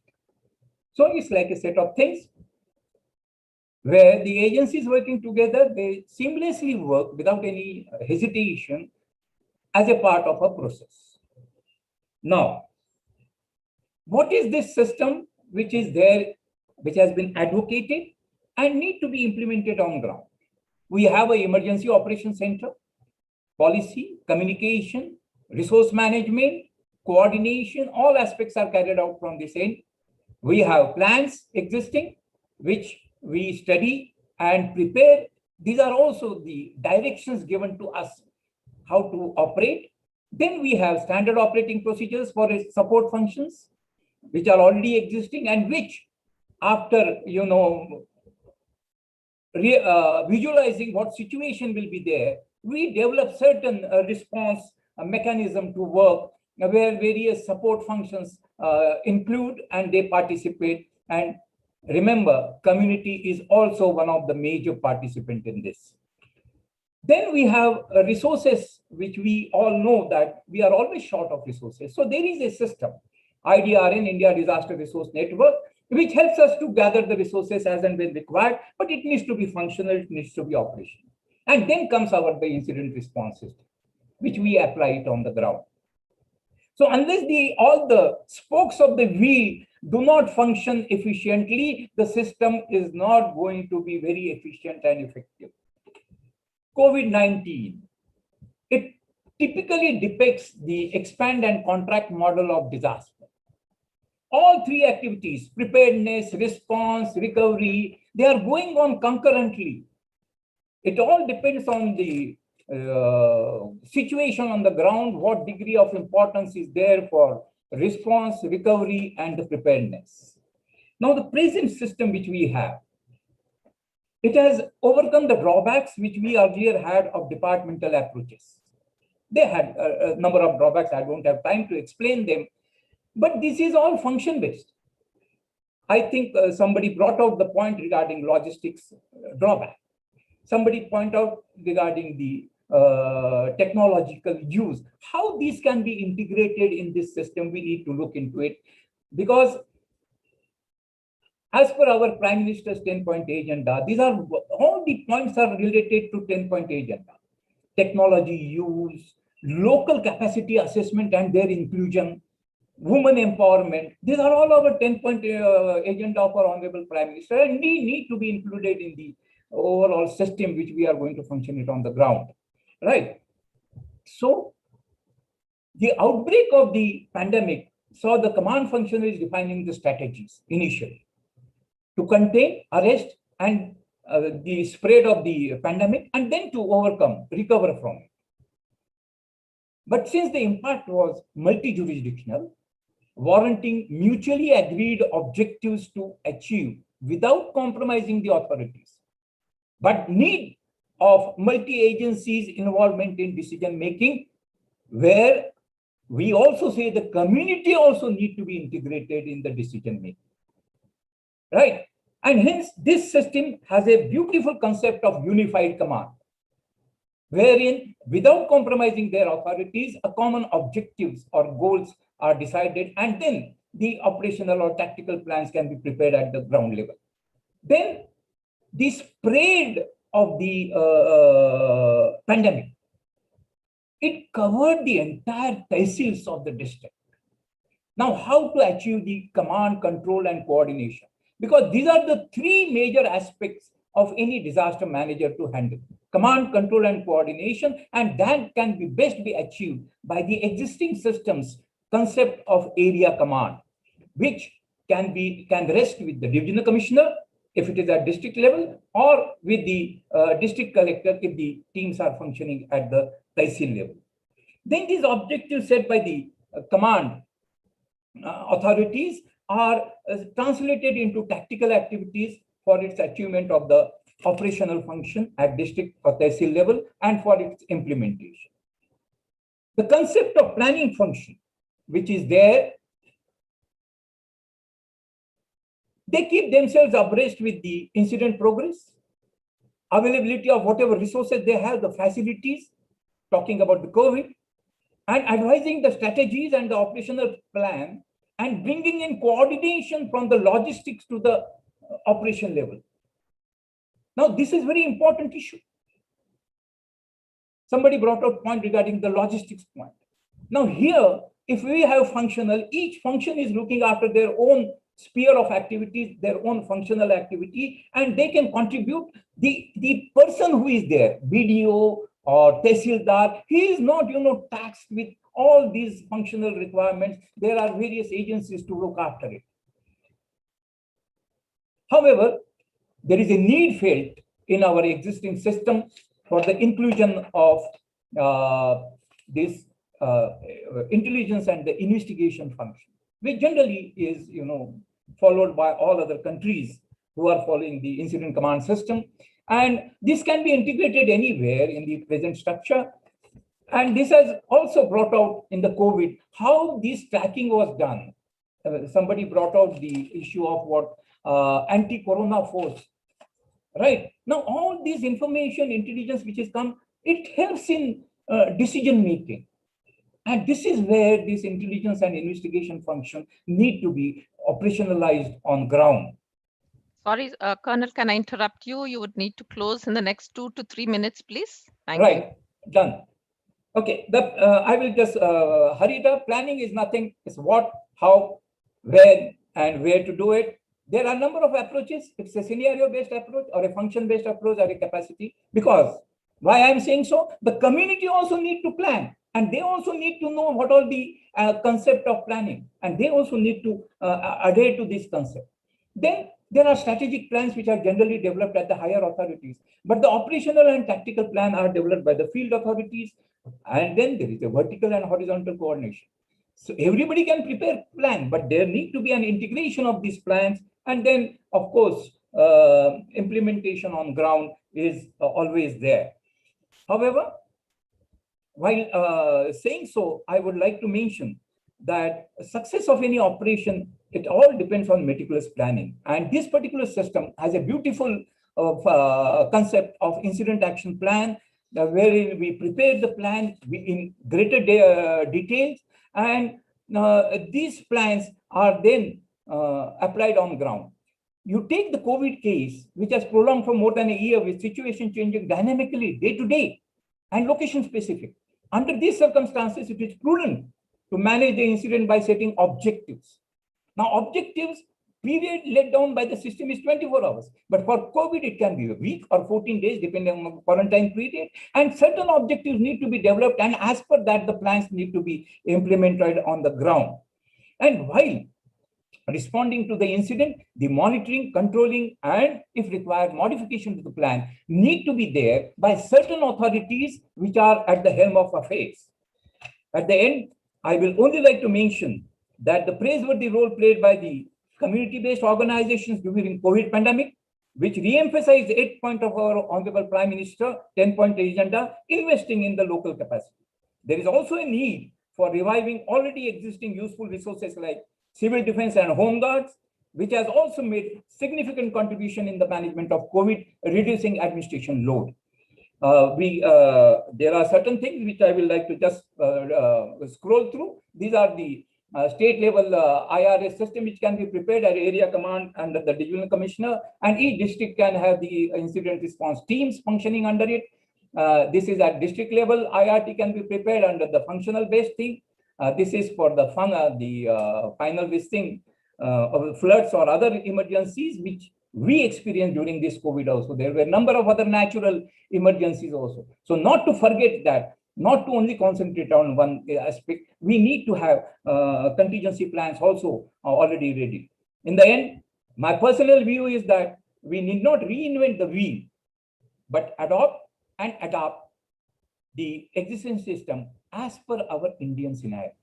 And that Indian scenario need to include community at large, because ultimately they say, when the operation takes place, 80% community involvement is there and 20% administrative involvement is there. With this word, thank you very much for listening to me. Thank you.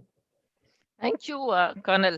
And I like your emphasis on planning, which is indeed the way to put a structure to this framework. And your last line, which was the 80-20 ratio, actually is very much in line with what we have been hearing thus far of how the Sahayata committees and the Panchayati Raj representatives have helped shape what could be a response at the district level, which will then go, of course, upwards to the principal secretary level for a guideline. I now move to the next speaker, and it will be leading from where you stopped, Colonel, and it is about the incidents response system. You did have a slide on that. You showed it at a macro level. We will hear from Mr. Shekhar Singh, the district collector of Satara, who used to also hold the same position in Gadchiroli, and before that as a CEO for Sindhudurg district. He will talk to us about how is it adaptable at a district level and how does it help plan for future response. Over to you, Mr. Shekhar Singh. Hello, Rajeshwari ji. Good afternoon. Hello. Good afternoon. So how much time do I have? Quickly, 5 minutes? Yeah, just about 5 minutes. Exactly. Thank you. So I think this disaster has given us all posted as district magistrates unparalleled experience, and I feel that I've matured like greatly over the past 1 year, so to say, since this started. Colonel Supnekar has already briefed out about the theoretical aspect of IRS. Asim Gupta sir also just mentioned there are a lot of things which are there in theory and paper, but we hardly or we don't implement them in practice as such. The good thing about IRS, I feel, is that it's quite natural. A lot of things that we keep doing, we don't realize that we are doing it under the framework of IRS, but we do them. But the bad thing about IRS, or so what I feel, that sometimes it becomes too complex in terms of implementation. And in India, we don't have the habit of repeating a plan. So a plan once formulated needs to be repeated in practice to prepare finally for a point where we can say that once the final disaster comes, the practice will help us to achieve the aims which were delineated in the plan. But that generally we don't do in our country. Just quickly, with regards to COVID as a disaster, as Colonel Supnekar just said about unity of command, I think unity of command in COVID was quite well established. District magistrate was declared as incident commander by the state government. Further, we designated or delegated that incident commander responsibility to SDMs also for the geographical subdivision. But in terms of, so that unity of command is very much what we have been talking about in IRS in general. In urban areas, municipal commissioners were also defined as incident commanders. But definitely during COVID, one thing which was there, that the decision making was quite collaborative. So it was various departments, civil societies, public representatives, and citizens also. And the major reason for that was the lack of information in the initial few days. Absolutely everyone was very confused, including us, as to what needs to be done, what this virus is all about. So I think collaborative decision making was one good example, if I can say that. Just a very small example. The whole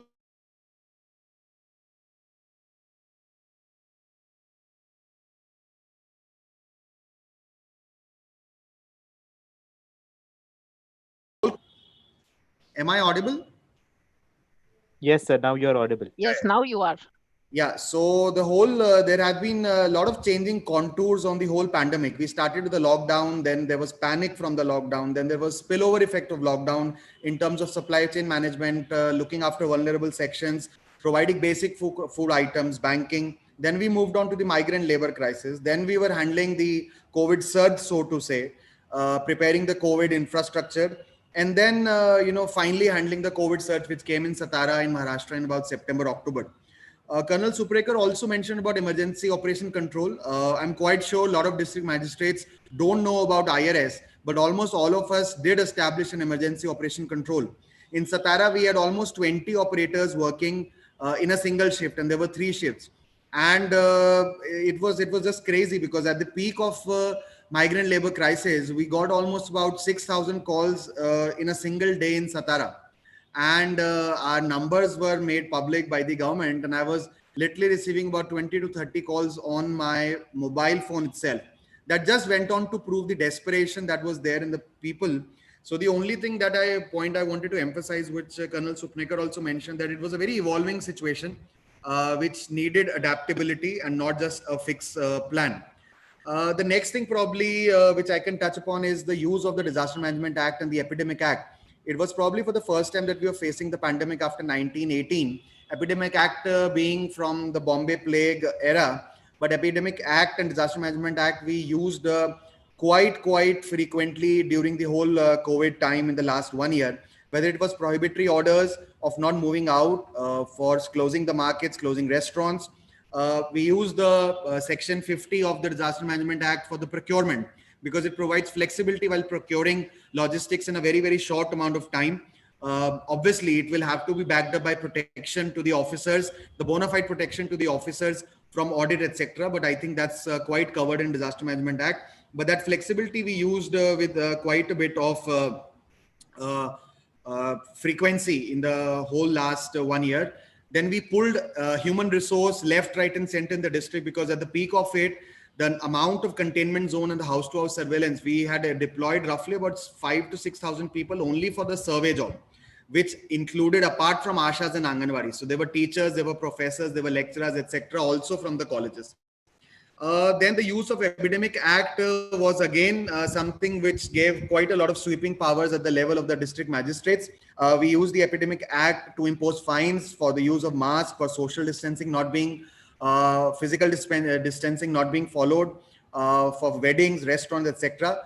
Also, Epidemic Act was used for capping the rates of oxygen, capping the rate of N95, capping the rates of testing RT-PCR kits, remdesivir as a medicine and other life-saving medicines. And also, most importantly, Maharashtra did cap the hospital package rates also, because there was a time when private hospitals were fleecing, and I have no qualms in saying it. There was a time when they were actually fleecing the patients before state came into picture and capped the rates. Acquisition of private hospital was one very important step that we had to take up under Disaster Management and Epidemic Act. And FIRs were also, in fact, had to be lodged against people. So when we acquired private hospital, initially, private hospitals were not ready to be acquired for COVID. We had to literally force them to be acquired. FIR had to be lodged against the staff, because the moment we declared a particular hospital to be run as COVID hospital, the staff literally ran away, because so much was the panic in May and June. So we had to file FIR against few staff, because we said that we've requisitioned you under Disaster Management Act, and any dereliction of duty under Disaster Management Act, even for a private individual, is punishable under law. So I think that Disaster Management Act has been quite helpful in using both a carrot and stick policy, which was really needed at that particular point of time. Another next topic that I want to touch upon, Rajeshwari ji, which is a little bit different from IRS probably, is the role and position of public health system. I think much has been talked about it. Few Ashas have already talked about it. I listened to them also. One thing that I just want to say, that the primacy of public health care has been well established through this COVID.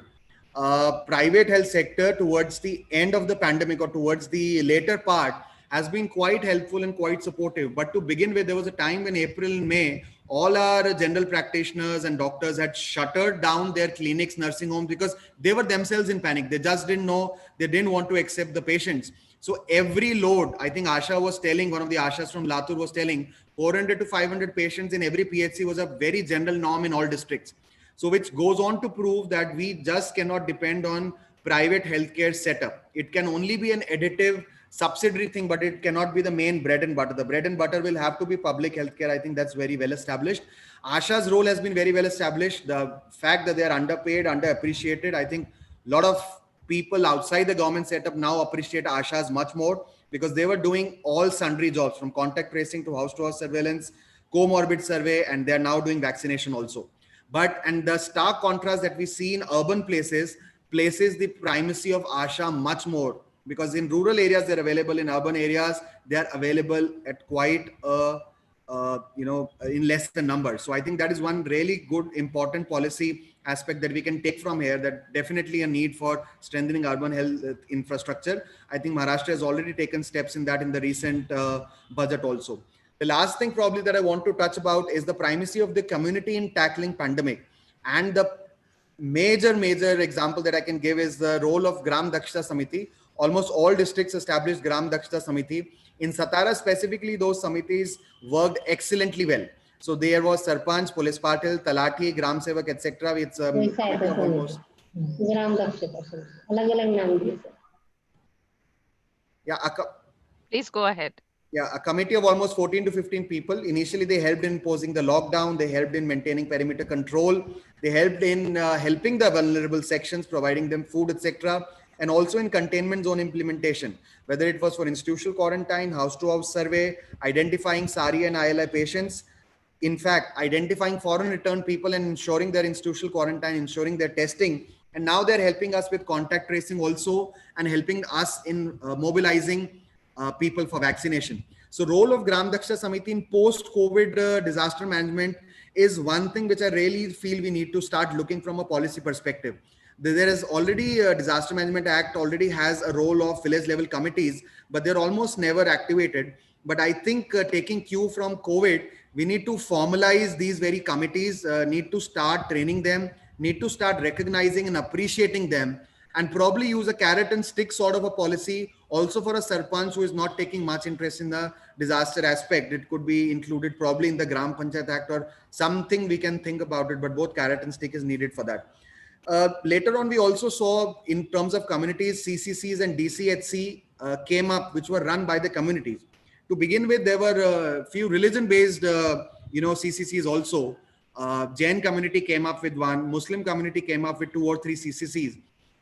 From a perspective, it might seem a bit odd that why to run religion-based CCCs, but when you look at the kind of panic that existed on ground at that particular point of time, and the fact that few communities can have dietary restrictions, few communities can have, say, female and male segregation, etc., etc. I think these CCCs by the communities and DCHCs by the communities, specifically the religious communities, were a really good step at that point of time. Also, a lot of community, there was a beautiful campaign called Savay Bhan run in Satara by NGOs and private organization, which they were running, and COVID Warrior, etc.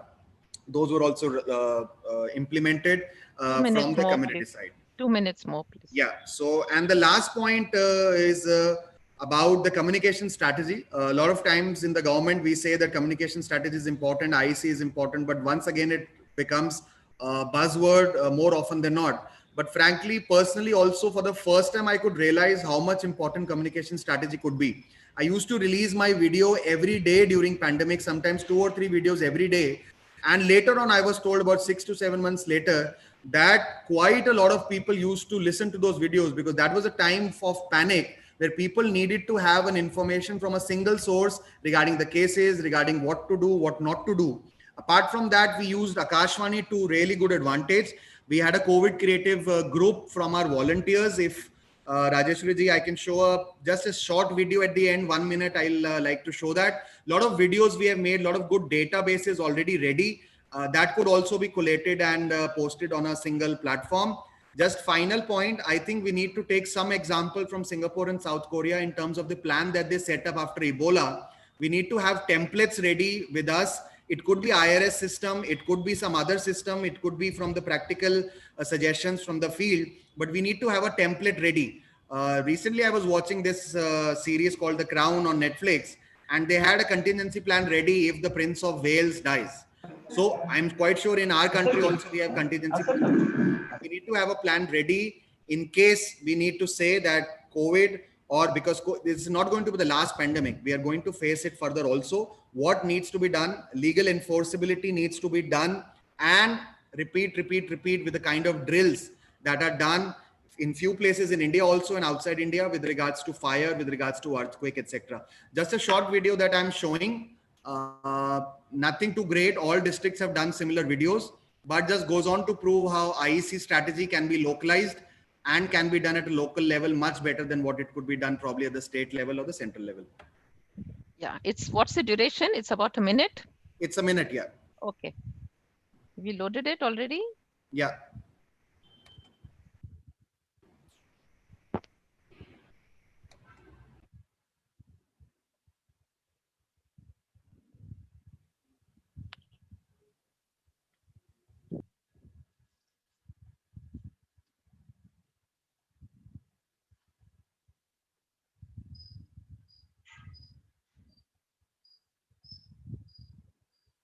There's no audio?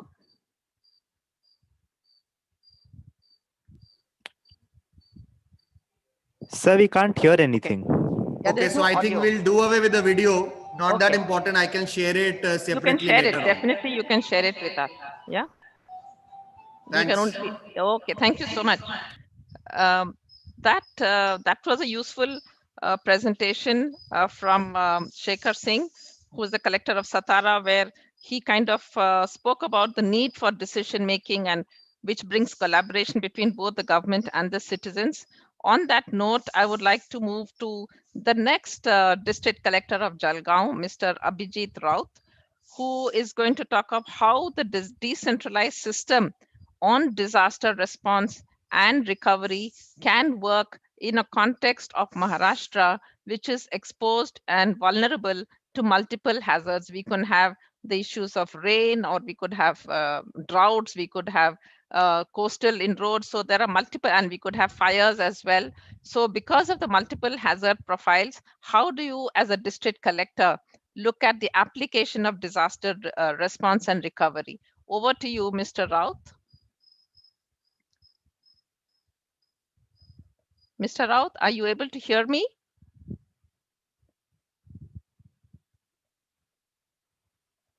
I did see him. I think he's not there now, right? Omkar? Yeah, Collector Jalgaon is there. I did see his name, but now I don't see it. Yeah, so we can go. I can go to the next. Next, yeah, we can check with him. Okay, maybe he.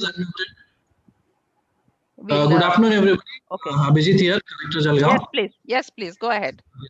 Thank you for this opportunity, first of all, and it is nice to be part of this session.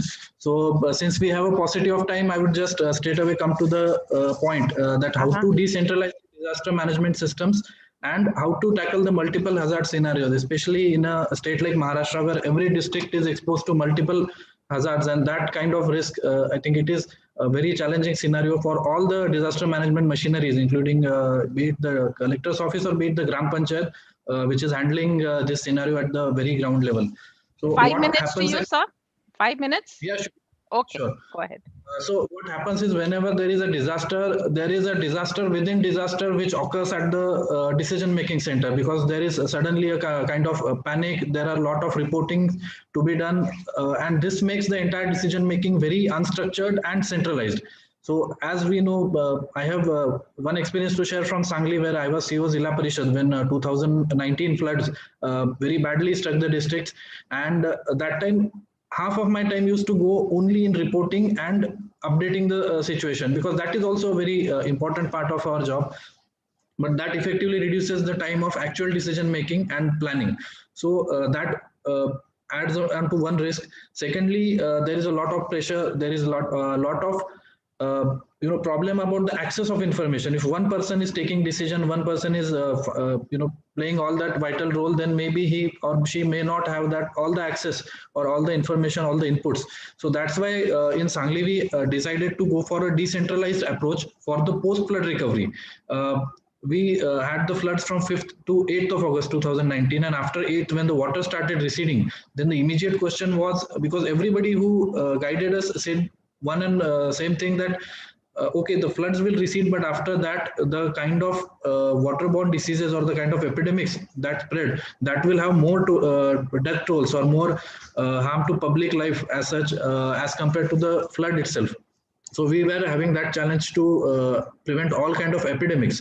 So what we did, we created some integrated teams. Each team had an engineer, a civil engineer, one medical officer, one livestock supervisor, who is basically a veterinary practitioner, one extension officer, Vistar Adhikari as we call.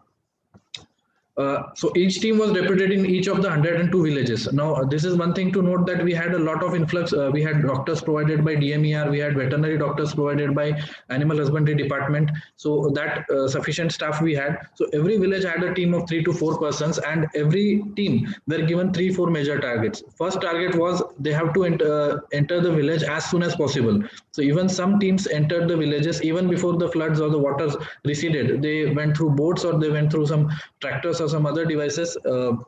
First thing they did was to clean up all the slug that the flood had brought. Second, they had to sanitize everything by using Folidol powder, then using some kind of spraying, fogging, because this kind of gives a very good psychological impact. People get out of that trauma once all the mud and all the slug which is brought by flood is cleared. Secondly, we gave them a target to clear up all the water sources. So all the water sources, especially the hand pumps, were properly sanitized. We had to ensure that the contaminated water should not enter the systems of people. They should not enter the distribution systems of the water supply schemes. Thirdly, we started with a massive health survey with a special attention on waterborne diseases like cholera or diarrhea. And every village which reported more than 5 or 6 cases of loose motions or diarrhea, we used to send another expert team there to monitor, and we had to ensure that there is no epidemic as far as the waterborne diseases are considered. Next target was to properly manage the dead bodies of animals, because there were a lot of animals which died in that floods, and they used to just flow with the water, and somewhere they would get deposited, and that was a potential source for infection then. So we used to properly scientifically dispose them, and we also had to cater to the animal health. So our veterinary doctors were on that job. And finally, we started immediately with the housing damage survey with a very special support from Asim sir, who was Secretary RDD that time. So he suggested us to carry out a videographic survey of all the villages. So immediately people had that another psychological advantage. Yes, government is with us. They are starting with some kind of relief activities, and they started entering our work. So the kind of community participation, which even Colonel Saab said or Shekhar sir said, that started becoming happening. We also had a supervisory team of class 1 officers, each handling 3 or 4 villages.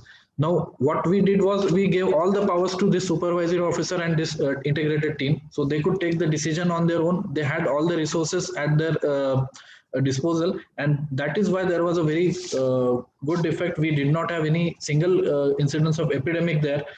All the teams were having a proper focus. They knew what to do. They had a clarity of communication. There was ease of review from our side also, that instead of asking one people about 4 or 5 different villages, we used to ask just the team leader, what is the situation in your village?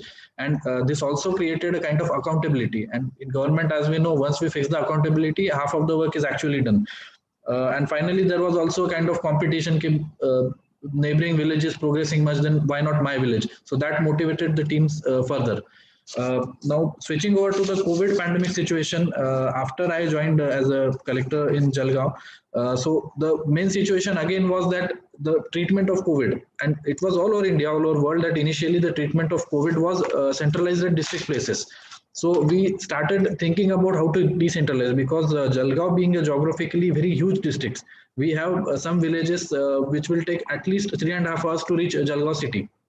So we had to decentralize the treatment centers. So every rural hospital and sub-district hospital, we started creating oxygen facilities there. And as of now, we have 920 oxygen beds ready in all the peripheral hospitals. So what this helped us, the way this helped us was, initially the patients were reluctant to come to Jalgaon for treatment from say 100 kilometers or 120 kilometers. So they had an oxygen center within 20 kilometers from any point of district. Within 20 kilometers, we had an oxygen center. We used to give better care, because instead of a 400 or 500 bedded facility, it is easy to handle a 20-30 bed facility at smaller places.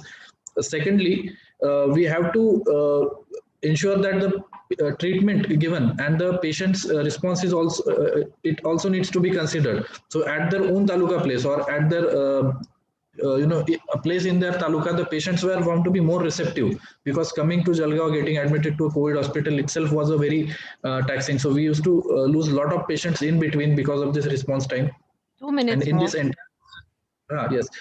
In this entire process, we had Tahsildars as our incident commanders. So again, that IRS system comes into play. Tahsildars had the major responsibility of real-time decision making and managing the beds and admissions. So because of this, once in the month of July, about 20th July, we had all this peripheral infrastructure ready. I will be really happy to share that there was no case of any patient being brought dead. We covered our mortality rate to a large extent, which was initially in the double digits. Now it is coming close to 2%. And the major reason was people got to know about the facilities that were available in their vicinity. So the decentralized treatment centers, decentralized decision making, and more importantly, the response that community gave, that I think was a very good turning moment for Jalgaon district as such. So from both the experiences, the floods of Sangli and the first wave of COVID in Jalgaon, I think we need to delegate more and delegate properly when it comes to disaster management. It naturally it will be a bit taxing, and we have to create that kind of policy, that kind of setup wherein we have to train everybody who is taking decisions at the village level or at the taluka level. But then all these efforts will give us good rewards, because as we all know that every time we talk about decentralization, but unless and until we decentralize the decision making, I don't think that will really create impact. So that was my experience. And about, just in short, about the multiple hazards. So again, the same issue arises ki the villagers know their hazard profile better. They just cannot maybe express them, or we have to help them to take that out. So when UNICEF deputed a team there, Mr. Amit Tandon was there, Arusha ma'am was there. So they created a kind of format wherein the village people, they themselves expressed ki what kind of hazards the village is prone to. So they used to tell that 50 years ago we had a flood. They used to tell us that there is a forest area besides which can have forest fire. They located 2-3 wells in the villages which were not fenced, and so there were potential spots for accidents and somebody falling into the well. So these kinds of local information that will help a lot in multiple hazard management system. And we have to once again use gram panchayats or the villages as the unit to tackle multiple hazards, because again centralization will create a lot of pressure on the decision making authority. It will create a lot of panic at the district level, and then maybe somehow we get diverted from the initial response time. So that is all from my side. Thank you for the opportunity. Thanks. Thank you, Abhijit. This was indeed useful. Again, you have reiterated how key it is to have access to information, and also the challenge of addressing multi-hazards. It is complicated, but you have shown a way in Jalgaon, and more so in the current context of the pandemic, how you have used, I'm quoting you, the real-time decision-making, applying the IRS to a real-time pandemic that is COVID facing us. On that note, I would now pass on to my own colleague, Tom, who's the Chief of Emergency in UNICEF India. And Tom, having heard how the governments have worked, we have heard 2 district collectors, you have heard the principal secretary from the department, you have also heard the Apex Training Institute talking about the design of the command control. How would you, being in UNICEF India, look at lessons that we have learned for going forward for risk-informed planning and development? Over to you, Tom. And I'm afraid your time is also 5 minutes. Tom? Got it. Thank you very much, Rajeshwari, and thank you so much to all the speakers for setting the bar so high. I'm going to dive straight in. I think if we're concentrating on the COVID-19 pandemic, first thing we really need to recognize is that we continue to learn about the virus, we continue to learn about the disease, and we continue to learn about human behavior in response to all of this. And there are multiple facets of how this is impacted in different communities, different segments of communities, and it's certainly not a one-size-fits-all. I was so happy to hear about the government response closer to ground level, and also to hear, more importantly, the perspectives, what's working, what's not working so well. So that's really helpful from our side. Thank you very much for that. I think I'd like to highlight a few things. One, we need to remain agile, whether it's a response, whether it's a development system, everything needs to remain agile. And this has really been highlighted so fundamentally over the last 12 months. And I think hats off and kudos to the team over there in Maharashtra. You've been very much on the front line with all of this. It's not been easy, and you're certainly not out of the woods just yet, as we can see from all the stats being thrown around at the moment. So kudos for all the good work that's going on.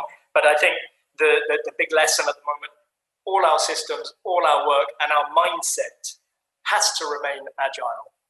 What we know this week is perhaps a step up from what we knew last week, and we need to constantly learn and feed back our new updated knowledge into our responses, into our preparedness, so that we can ensure that our limited resources are focused that much more effectively. And it requires us to remain humble in that. We need to accept that mistakes will be made along the way. We're not experts on COVID-19 yet. We're certainly a lot more knowledgeable on the topic than we were one year ago. But I think only in about 10 years' time will we really be in a position where we can compare different response models, different health delivery systems, different human behaviors, climate, all sorts of things on how the pandemic is playing out and what's working and what could work better in future responses. That's a key point I want to deliver.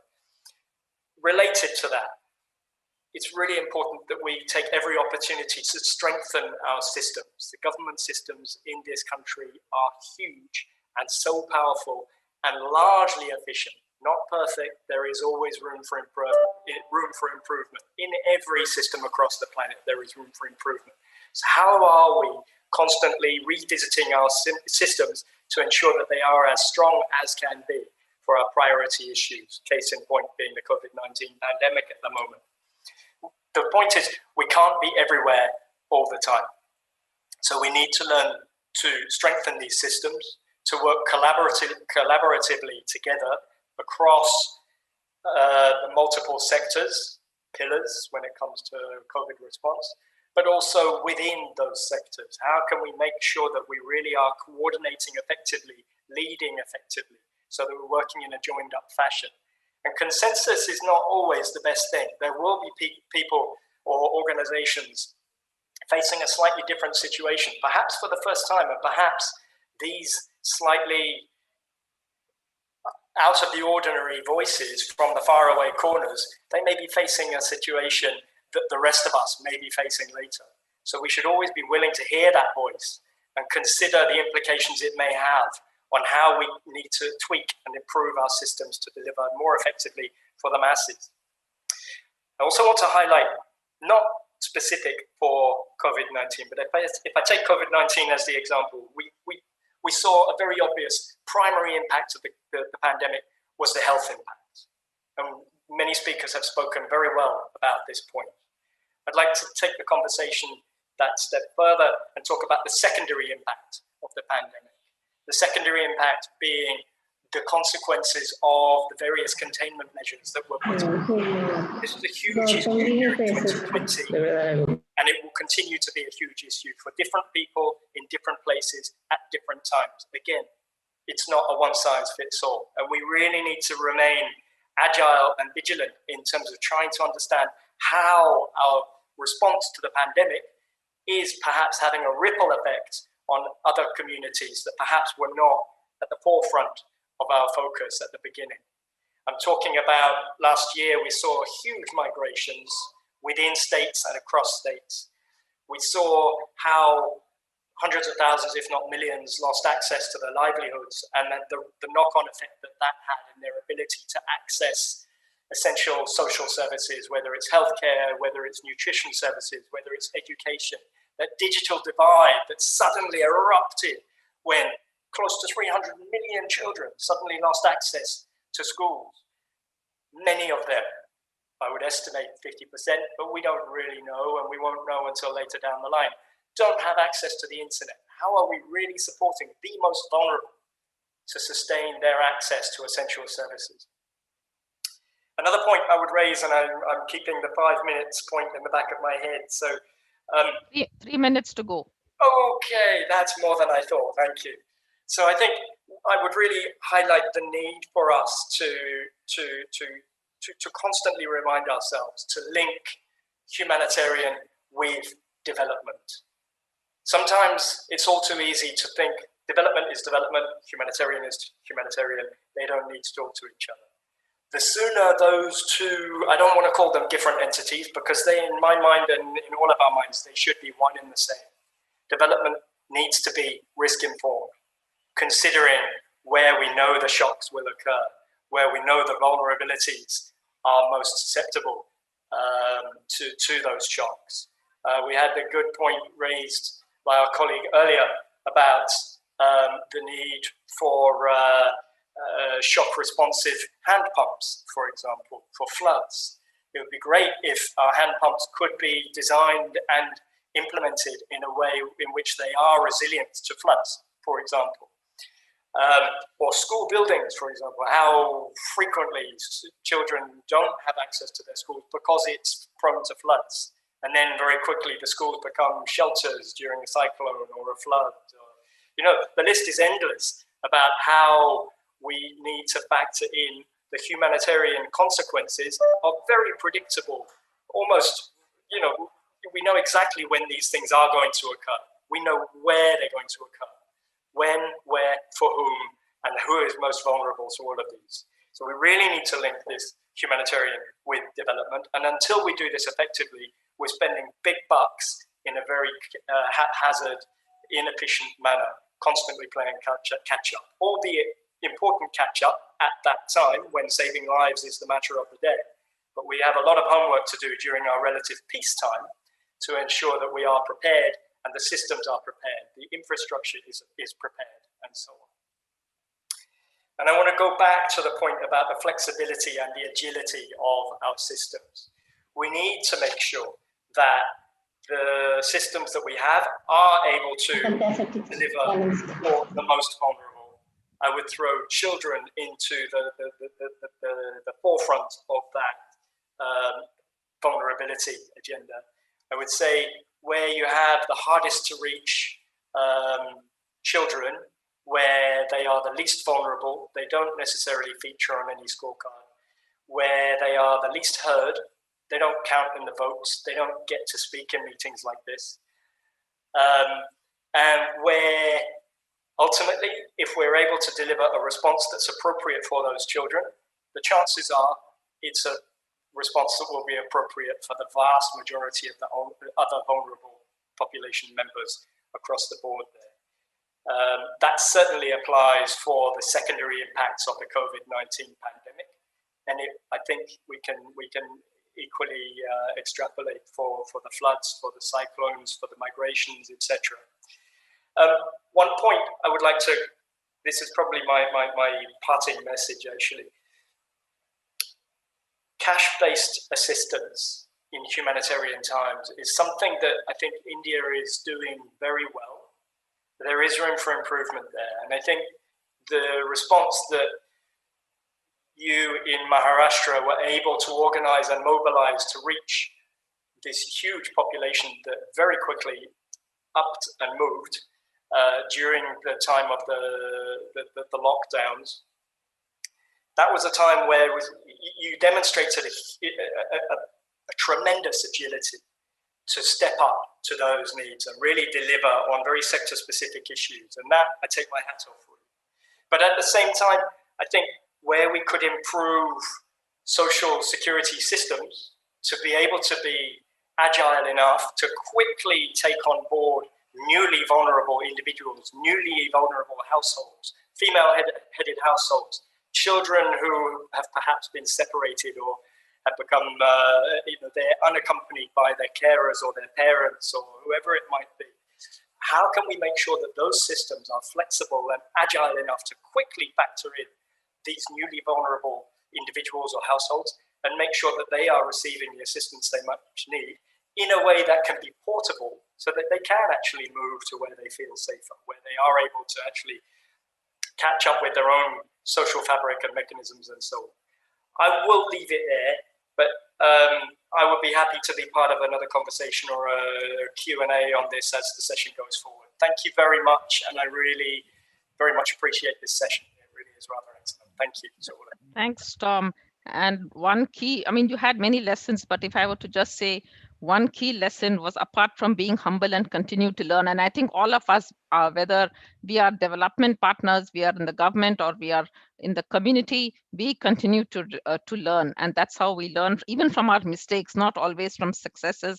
But the key point that you were trying to say is the link between humanitarian and development and how they are not two separate boxes. You also talked about the secondary impact of the pandemic, and that is where I would like to link up to the last speaker of this session, who probably needs no introduction.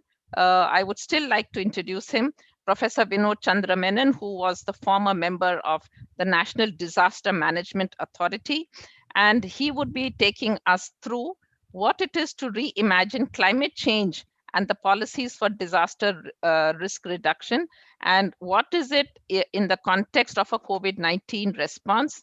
Over to you, Professor Menon. And your time is to start with 5 minutes. I hope that we will stick to that time. You can go up to a little 2 minutes more if that's okay. That's okay. Go ahead, please. Thank you very much. I think that this learning workshop is extremely important and very significant because we are discussing also a process document. 15 years ago, when the National Disaster Management Authority was constituted, we started discussing about the need for a disaster management policy, a national disaster management policy, which finally came in 2009, approved by the Cabinet and the Government of India. And in that, it was mentioned that we need to have all the documents of the National Disaster Management Authority carry a statement, which is a national vision, which is zero tolerance to avoidable deaths in disasters. And now when we are looking at the current situation of the COVID pandemic, and when we are trying to look at reimagining climate change and disaster risk reduction in the context of COVID-19 and looking at the road ahead based on whatever we have actually seen from the process document, I would like to mention the highlights. One of the highlights of the national policy was to center stage communities in disaster preparedness, in emergency response, and also in disaster risk reduction.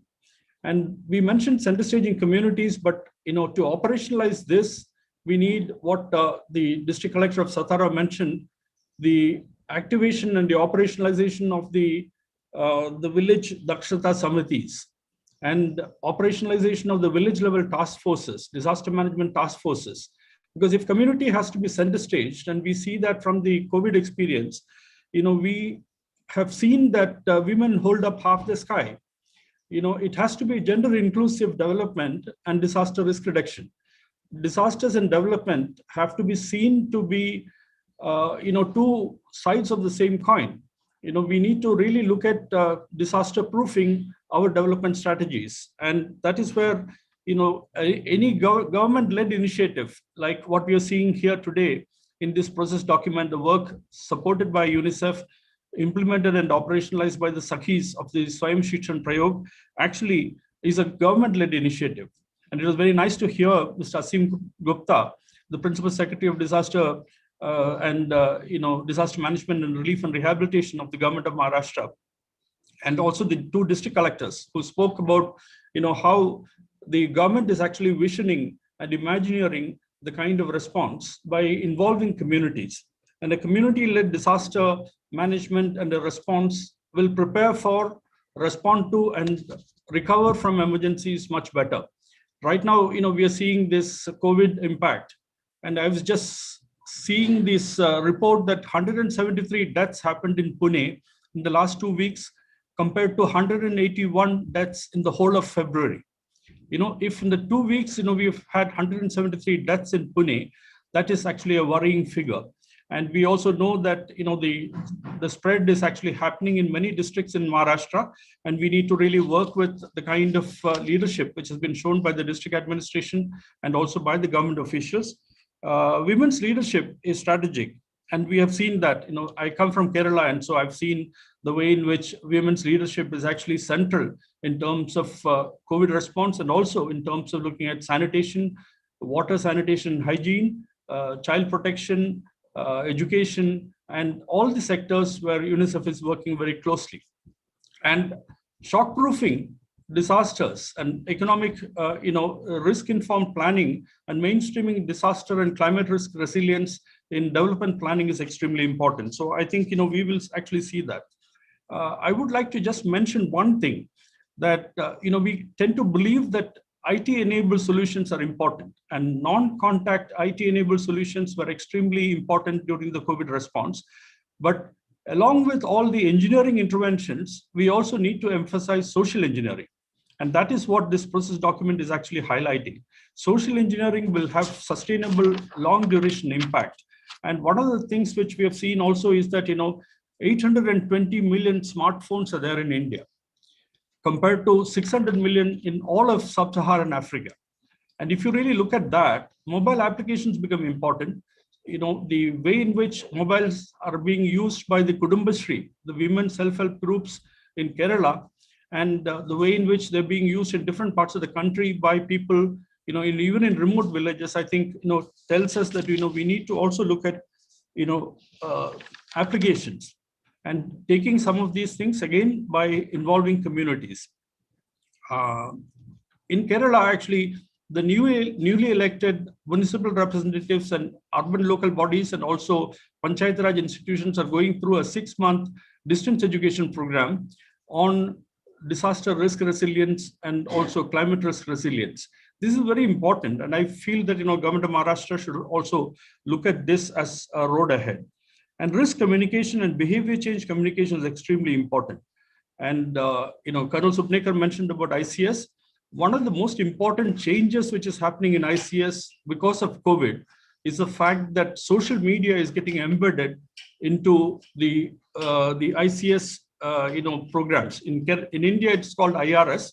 the incident response system. And if social media can get embedded into either the planning unit or the operations unit or even the principal information officer, you will actually see a lot more changes in terms of feedback mechanisms from the communities. And I would like to emphasize once again, the role of citizen science is important. The role of social engineering is important, and women-led resilience building is important. And embedding Sakhis in the PRIs and the municipal bodies, municipal councils, and in the Dakshata Samitis has actually shown great results. And I hope that this will be taken up in other states of the country. And disaster risk governance is very important, and we look forward to Maharashtra leading in some of the disaster risk governance interventions by involving communities. And I hope that UNICEF will continue to take the lead in doing this by mobilizing community participation and village level disaster task forces like the ACF. If that anti-COVID force should actually then become a village level disaster management task force and village Dakshata Samitis, I think we would have gone a long way. I would like to compliment Swayam Shisham Prayog and also UNICEF and the government officials in these 3 districts and the government of Maharashtra's disaster management and relief and rehabilitation department for having cooperated and extended the cooperation. Look forward to more such outcomes. I want to thank you, UNICEF and Swayam Shisham Prayog, for giving me this opportunity to share some thoughts. Thank you. Thank you, Professor Menon. I think that was a very good way to conclude this session, because while you reiterated what the earlier speaker said about making the involvement of community center stage in both community, in emergency response, in disaster risk reduction, you added another dimension of the DRR plans also being gender inclusive and actually being 2 sides of the same coin. And therefore, you took the example of what the Swayam Shisham Prayog has already got in terms of Sakhis, and how the role of Sakhis in existing constitutional samitis of the government, be they at the district level, block level, or state level, will actually make a lot of sense and make the plans more pragmatic, because the hardest hit in any emergency, whether it's a pandemic, whether it's a COVID-19 or any other, will be women. And so, like the earlier collector also said, the local people know best where there was a water body, where there was a famine, where there was. So I think this local knowledge and the involvement of women will come a long way in making these DRR plans really being risk responsive. Thank you so much, Professor Menon. I will try to summarize, although I know I will not do justice to such an enriching presentation, but if I were to just give 3 or 4 takeaways, one would be that, starting with the principal secretary, to be open to guidelines, and I quote him saying, if pandemic is not business as usual, roles cannot also be as usual. So that in itself is pregnant with meaning, because it says what all are the possibilities. We had the Colonel talking to us about the 80-20 principle, again emphasizing on the role of community and the need for local capacity building. We had the collector of Satara talking about the decision making being a collaborative between both the government and the citizens, and the effective use actually of the carrot and stick policy in the implementation of the Disaster Management Act.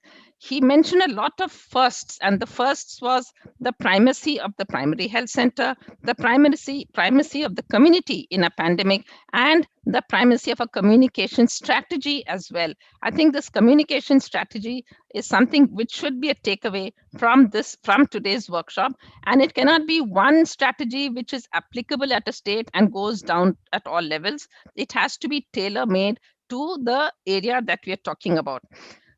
In the words of the collector of Jalgaon, it was the access to information.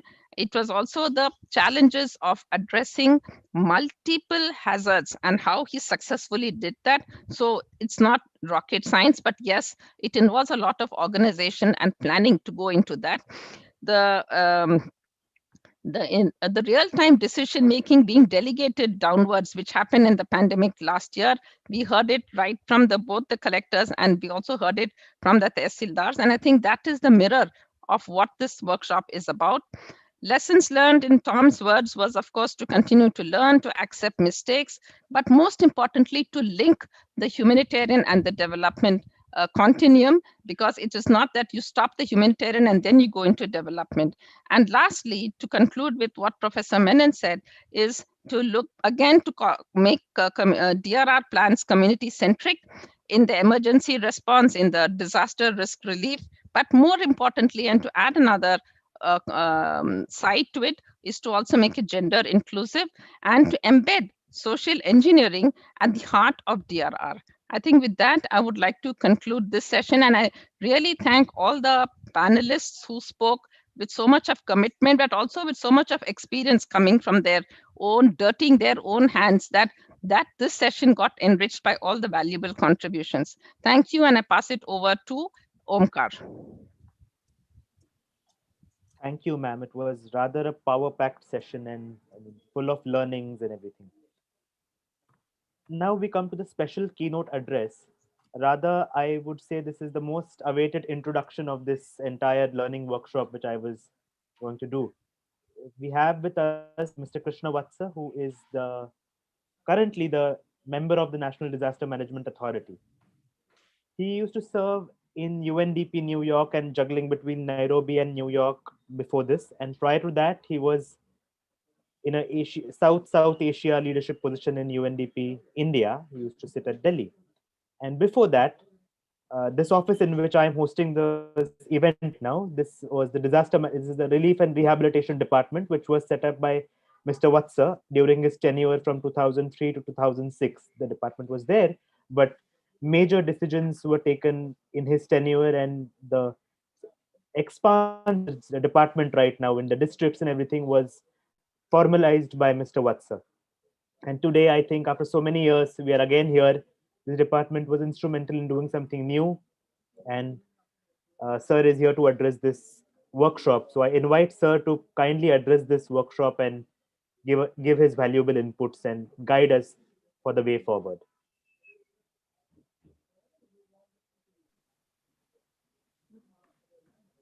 Thank you very much.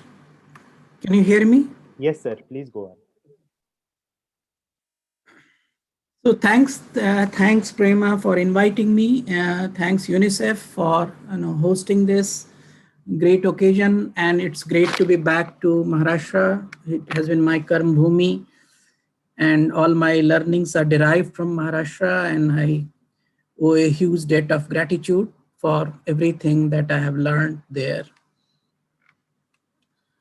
And it's good to hear so many eminent, distinguished speakers, share their reflections, and there is so much to learn. There is so much to reflect upon. And I know, based on what we have been hearing, what we have seen from the vantage point of sitting in NDMA, I have a few issues, a few reflections that I would like to share with the participants here. It's more in the nature of reflection and what we need to do ahead.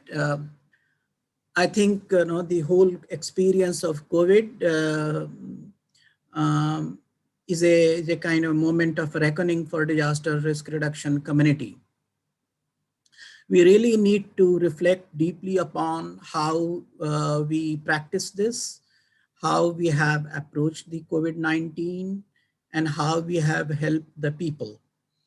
I think whatever I have seen, a lot needs to be done, a lot needs to be changed and reformed. And the reform should be guided by the apparent gaps that I have felt. One, of course, is the way we handle disasters. Generally, disaster is a very visible event for us. Whenever a disaster happens, we intervene from outside. There are people, responders, first responders, NDRF, SDRF. They go and handle the crisis. This was certainly not that kind of a crisis. This was very invisible, but at the same time, it was so much present across the country. And it required a very different kind of response where every element of local response was vital, and the country was so overstretched, there could not have been much possibility or a scope for any external support.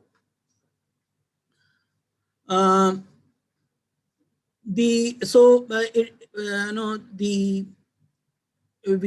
definitely need to think of a very different kind of approach, not the one that we apply or employ whenever there is a regular disaster. Second is that disaster management community actually looks at the disaster in a very linear way. We have early warning, we have preparedness, we have response, we have recovery, we have mitigation. One follows the other. And generally we get into a certain stage, follow to the next stage. But this was not a linear disaster at all.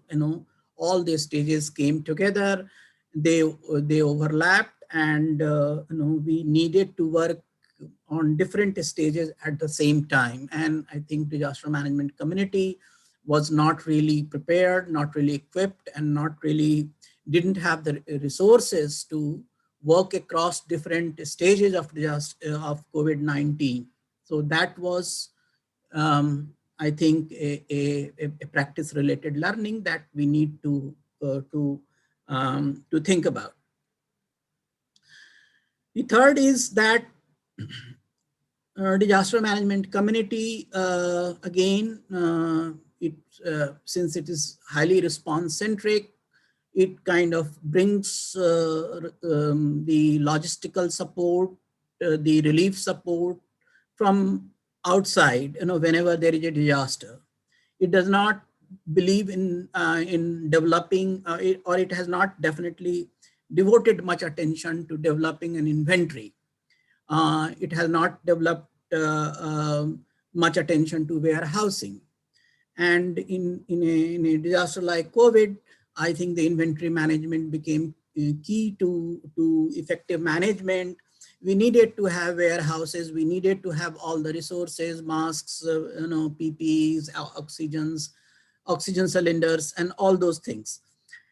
So this is another area I think that needs to be given much more importance than what the traditional disaster community has been doing. Disaster management community also is generally in the lead situation whenever it has to deal with a disaster. Here it was not in a lead situation. Here the health department was actually in the lead situation. And we found whenever we talked to the disaster management authority, even at the national level, whenever we talked to the disaster management authority at the state level, they were generally at loss how to relate to this situation where they have to work closely with the health department.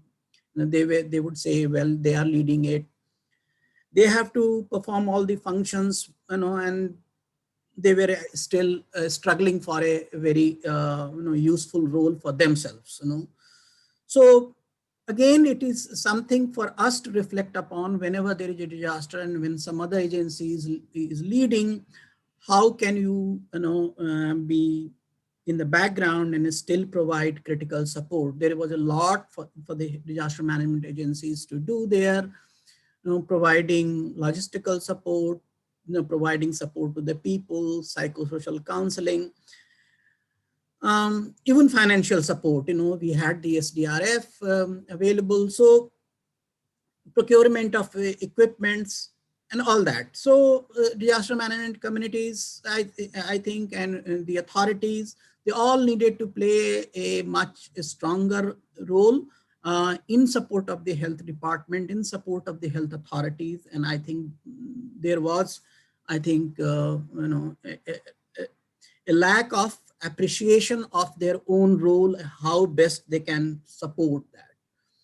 And so that was another issue that we saw.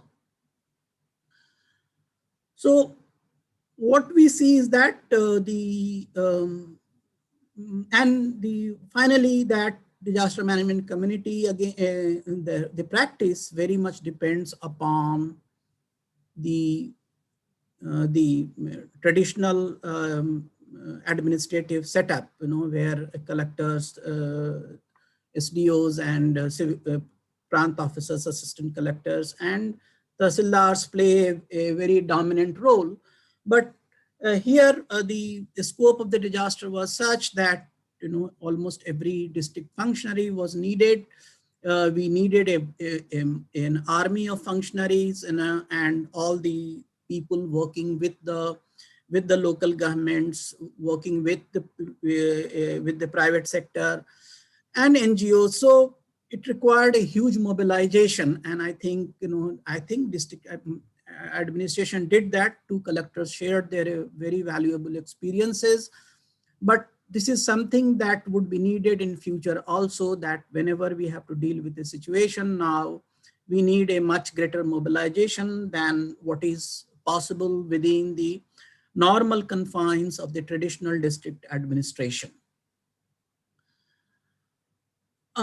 So what does it mean for the disaster management system? I think there are two things that are very, very important. One, that the disaster management functions are going to become very diverse, and each of them is going to be very important, and they need to be addressed simultaneously. So when I refer to the functions, they mean early warning, preparedness, response, recovery, mitigation, prevention, and everything. Now, right now, our funding structure is so organized. Our administrative system for disaster management is so organized that we end up giving a lot of importance to response, and other functions take a back seat. And I think that needs to be corrected, and all the functions need to be given importance simultaneously. To the disaster management actors now, that need to be diversified significantly. We definitely, this is the COVID-19 has brought upon us that we need to recognize the important role of the local governments, both in the urban setting and in the rural setting, which means that the Jila Parishads, the Panchayat Samitis, the Gram Panchayats need to play a much, much greater role than what they have been playing. The local municipal authorities need to play a much greater role than what they have been playing. And if they have to play this role, they cannot do it without resources. So we need to empower them, we need to provide them the resources, and we need to also bring them in the legal framework, and there should be some accountability as well. So, so for me, there are two very clear lessons. One, that disaster management functions need to be diversified. Disaster management actors need to be, again, multiplied significantly through bringing the local governments within the legal framework. There are a few other things that again need to be emphasized here for the disaster management community. One, of course, is the importance of the legal framework. The COVID-19 experience brought out how important the legal framework is, how often it has been invoked, and how helpful it has been for those who are managing the pandemic. So the legal framework needs to be strengthened further. It needs to be refined further, and it needs to factor in the experiences of the COVID-19. It does not just mean that we think about the coercive structure, which has been applied in many cases.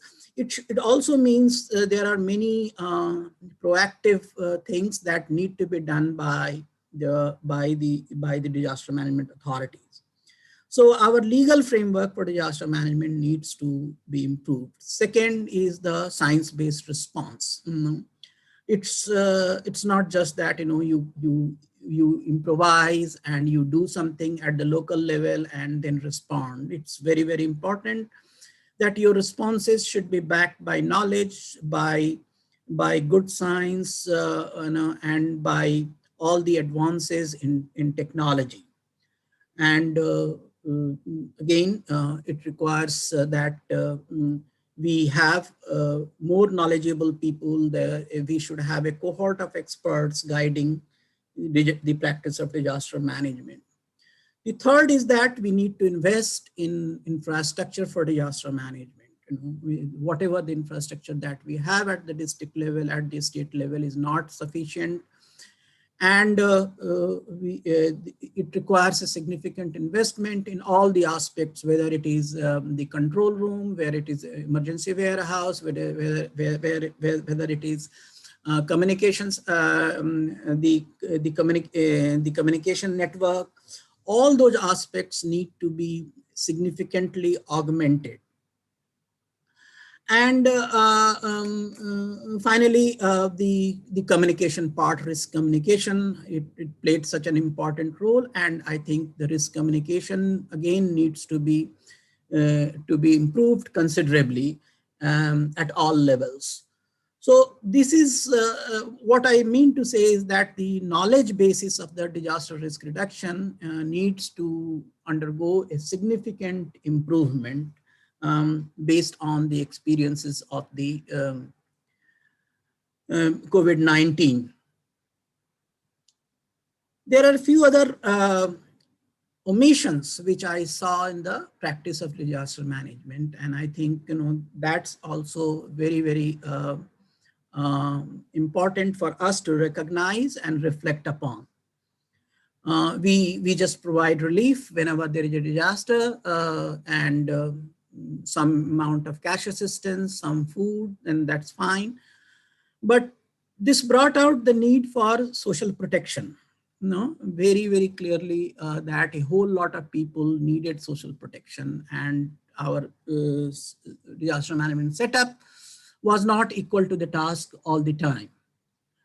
Second is the food security. Again, a lot of people struggled for food, and I think despite the fact that we have PDS and we have all the other enabling mechanisms, I think the food security was definitely an issue, and I think this is another issue that needs to be addressed by the disaster management system.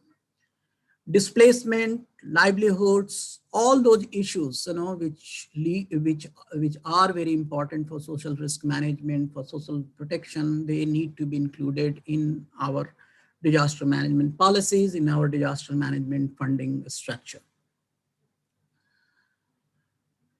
These are the critical lessons, but we have very well-defined ways of advancing, of pursuing them. It can happen only institutionally. It can happen when we have a good financial structure for supporting these functions. So one is this, that what it translates immediately into is this, and this is something I would like, if Ashim is there, I would like him to reflect upon. The State Disaster Management Authority needs to be revamped completely. We have undertaken a similar exercise for the NDMA, but it's equally true for the State Disaster Management Authorities. The way they function, it needs to be changed and reformed, and this is definitely an agenda on our change. District Disaster Management Authorities, the collectors would bear me out. They exist on paper. We do a few things in the name of the District Disaster Management Authorities, but District Disaster Management Authority as an institution, as an entity, as a group of experts, as a group of practitioners, does not function right now. And I think this is a very, very important priority, that District Disaster Management Authorities need to be revived, need to be made functional, need to be supported financially. So that brings us to the financial part, because all these things would need finances. So I think one very important development is the recommendation that has been made by the Finance Commission, where it has created 4 funding windows within the SDRF and the NDRF. The SDRF and NDRF, State Disaster Response Fund and National Disaster Response Fund, they are the well-established mechanism for funding disaster management functions. Now, what the Finance Commission has done is that they have also created the National Disaster Mitigation Fund and a State Disaster Mitigation Fund. So for the first time in the country, we have resources available for mitigation. The second thing is that within the NDRF and the SDRF, we have 3 windows, which is one for response, another for recovery and reconstruction, and the third for the preparedness and capacity building. So this earmarked funding for different functions would help us give more attention to all the different disaster management functions that I mentioned earlier. The other thing is this, that the Finance Commission has strongly recommended that the state disaster management authorities share these resources with the district. So they do not just keep the money with themselves. They decentralize it. They make the resources available for to the district disaster management authorities. So a certain amount of devolution of financial resources to the district disaster management authorities would make these authorities more functional and more action oriented than what they are right now. Within the NDMA, we are trying to bring an amendment to the legislation, Disaster Management Act 2005, through which we propose to provide more resources, more expert base, greater expert base to the state disaster management authorities and district disaster management authorities, so that they just do not depend upon a few officers. They are also are able to get some experts working with them. They should be able to get some more equipment and resources.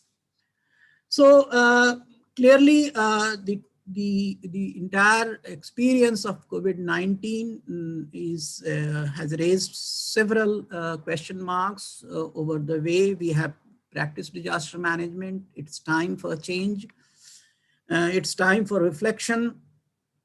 And I would urge all the disaster management practitioners to reflect upon the state of practice and how we really need to reimagine ourselves and engage with the practice of the disaster management. So this is all that I would like to share with you.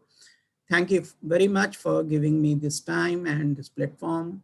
And we will be in discussion with you, and hopefully good things will come out of it. Thank you. Thanks a lot, sir, for your pinpoint guidance and key gap analysis which you just made. Now I request Mr. Yusuf Kabir, who is the WASH specialist and emergency focal point for UNICEF Maharashtra, to sum up the entire session. Yeah, thank you, Omkar. It is difficult to sum up the entire session, and also I am not trying to do this because we are already running 40 minutes behind the schedule, and I'm really happy to see that still we have many, or we have a good audience, and also speakers are still around.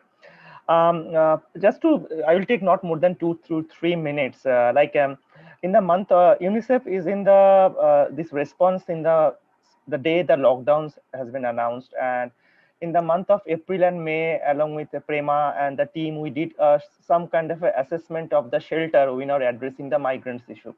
But when post the lockdown, when the migrants started coming back to the villages, then Prema, Rajeshwari, myself, Omkar and other colleagues, we started to think that how can we address this entire issue in a different perspective?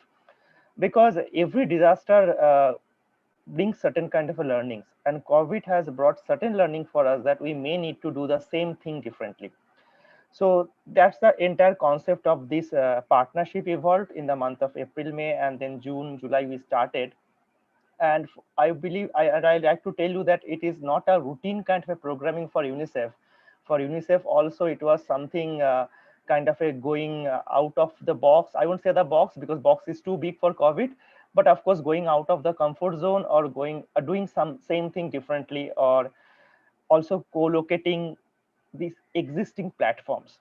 So just three learnings for me, also hearing from the esteemed speakers, moderators, and also from this entire deliberation.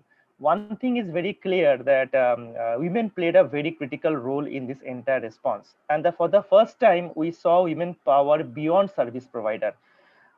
Because often you use women in the name of SHGs, but they land up become a service provider. But here in this particular, in this response, we have seen that they took the role of leadership, decision makers, and working closely with government officials, and kind of respect the ASHA workers, ANM, teachers, even the platforms like Sakhis. They gained, and they gained because they deserve this kind of a respect and thing, because they are the frontline workers from the very beginning. In addition to that, we also came to understand the need of these sanitation workers that who are in the front line for a long time, but we have only seen them as a service provider. But I believe these frontline workers or early responders or the first responders of this entire COVID pandemic, they played a critical role in terms of leadership and coordination. Another thing is that Vasa sir just mentioned about the entire reform of SDMA, and we have been discussing for a long time. And thanks to NDMA, the 15th Finance Commission, this entire recommendation of the devolution of 12.5% fund both at the SDRF and NDRF level. And there's a lot of allocation also made for the capacity building around preparedness, around mitigations, around IEC, around capacity building. So since Asim Gupta sir has rightly pointed out, he is also looking forward for a kind of a revamping or looking for a guideline. So I believe that there's a very good scope to getting into the drawing board again, along with certain key partners, listening to the district collectors and also frontline workers and the multidisciplinary team, and use that fund, because it's quite a big investment government of India is making for the entire preparedness and for the mitigation, not on the relief and response. And for the first time, I think government of India is trying to link preparedness mitigation with the relief and response, and there is an incentivization catch is there. I think Vatsa sir may further enlighten us that unless if each state government invests certain portion for mitigation and response and do certain constructive work, they are not going to be entitled for certain relief amount.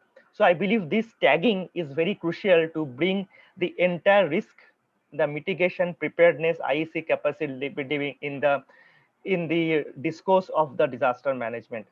Because otherwise the disaster management will remain still as a relief camp, shelter camps, and all those reliefs and rescues. Those are required, but that cannot be the ultimate solution.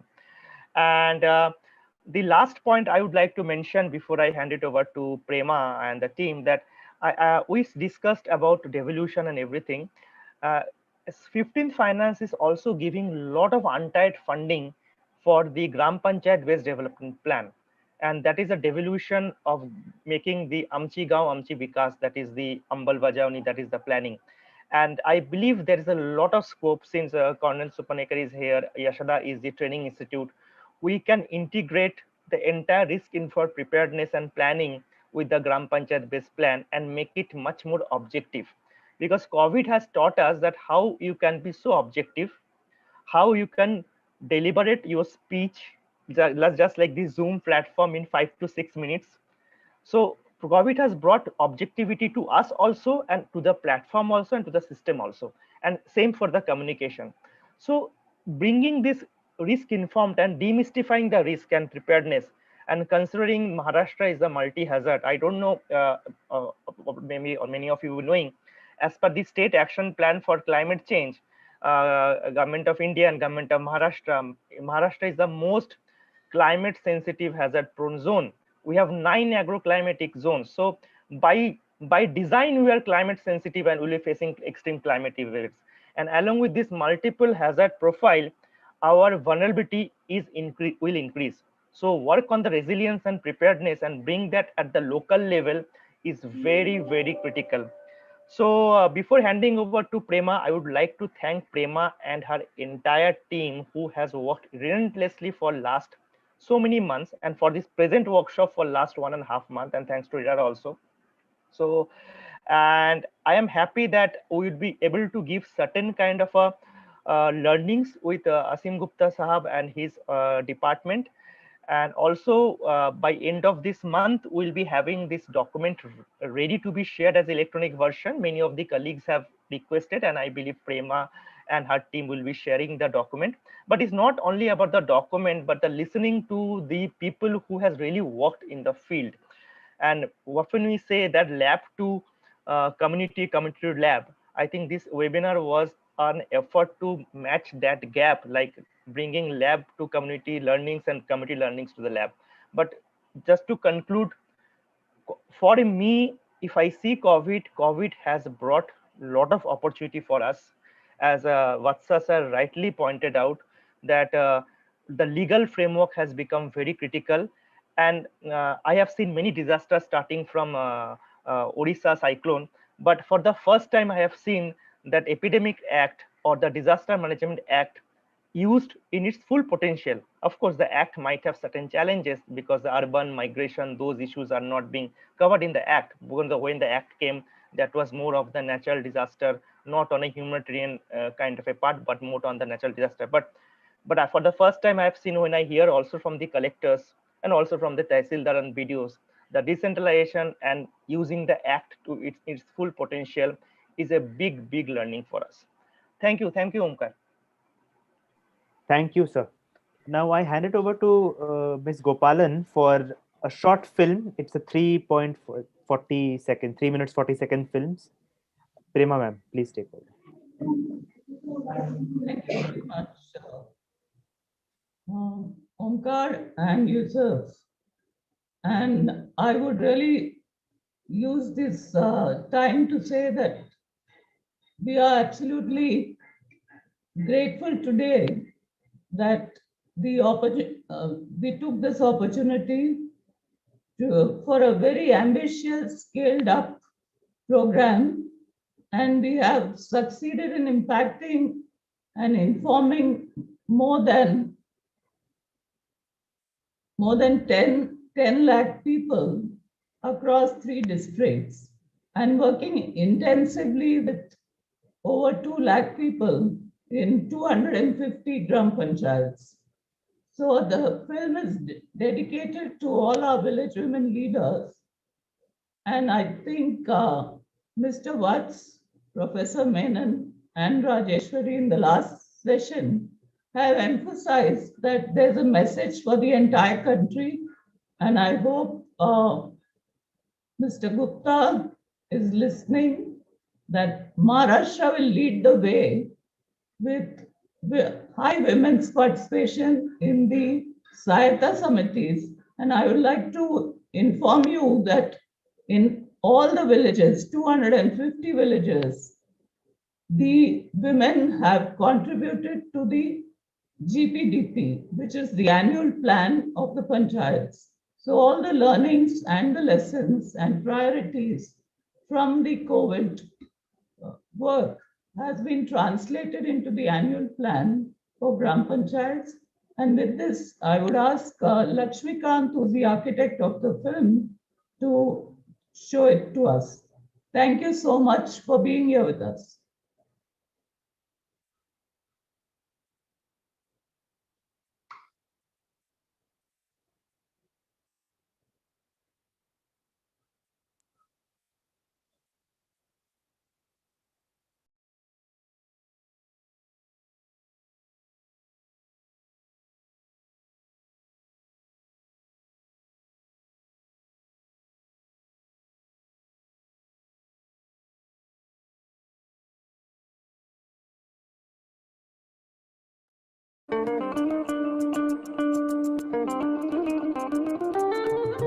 आम्ही लातूर, उस्मानाबाद, सोलापूर जिल्ह्यातील 2700 गावात महिला Covid प्रतिबंध व उपायासाठी सरसवल्या. सर्वसामान्य जनता एवढी हताश होऊन बसलेली होती की अतिशय तळागाळापर्यंत हे कसं पोहोचवायचं.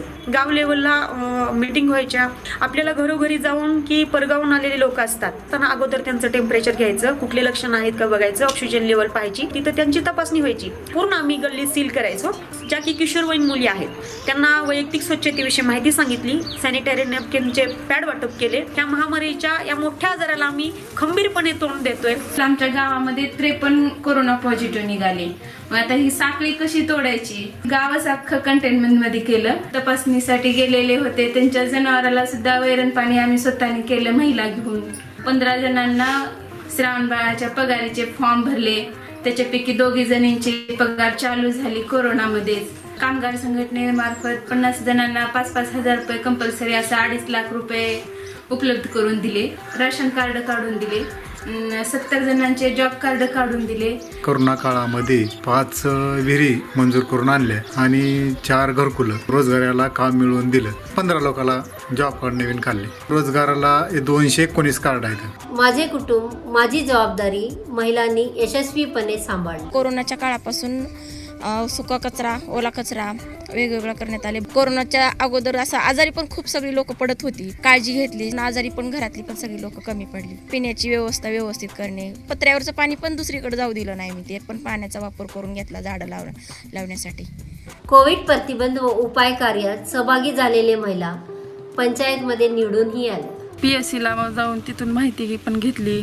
लसीकरणाची, पुन्हा OPDची डिलिव्हरी होत्यात नाही होत्यात त्याची पण ग्रामपंचायत मार्फत योजना भेटल्या. मी निवडून पण आले. 20 प्राथमिक आरोग्य केंद्र कोविड प्रतिबंध उपायासाठी पथदर्शी बनवण्यात आले. ग्रामसभा वगैरे त्यावेळेस बंद होत्या. बचत गटाच्या बैठकीमध्ये आपण सोशल डिस्टन्सिंग ठेवून त्यांना मार्गदर्शन केलं. याच्यामुळे गावामध्ये एक अवेअरनेस वाढला. जिल्हा प्रशासन, महिला व लोकसहभागातून कार्यास सुरुवात झाली. प्रशिक्षण देण्याचं काम कोविडच्या अनुषंगाने करावयाची तयारी, उपाययोजना, प्रतिबंधात्मक कार्यवाही सर्व घरोघरी 1 लाख मास्क आणि मोती साबणांचं वाटप केलं. हात धुतले तर जंतूला आपण दूर ठेवू शकतो.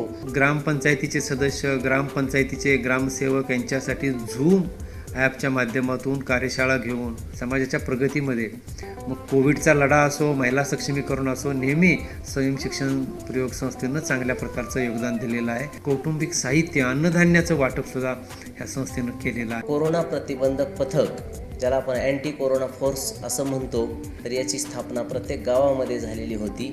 आशा कार्यकर्ती, अंगणवाडीताई आणि BLO या 3 ग्रामस्तरीय कर्मचाऱ्यांच्या माध्यमातून प्रत्येक गावामध्ये घरोघरी जाऊन प्रत्येक व्यक्तीची तपासणी करण्यात आली. लवकर तपासणी, लवकर निदान आणि लवकर उपचार या त्रिसूत्रीमध्ये देवणी तालुका हा लातूर जिल्ह्यातील संसर्ग झालेला सर्वात शेवटचा तालुका आणि कोरोनामुक्त झालेला पहिला तालुका ठरला.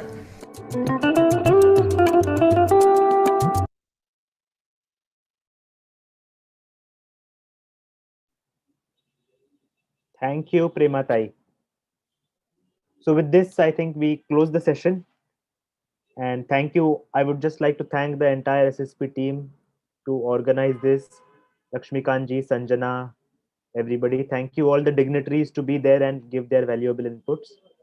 And thank you the participants to be there and listen to us and, motivate us to work more. Thank you. Thank you. Thanks, everybody. Thank you, everybody. Thank you. And thanks to all of UNICEF for all the support. Thanks all. Thank you. Thank you very much. Thank you.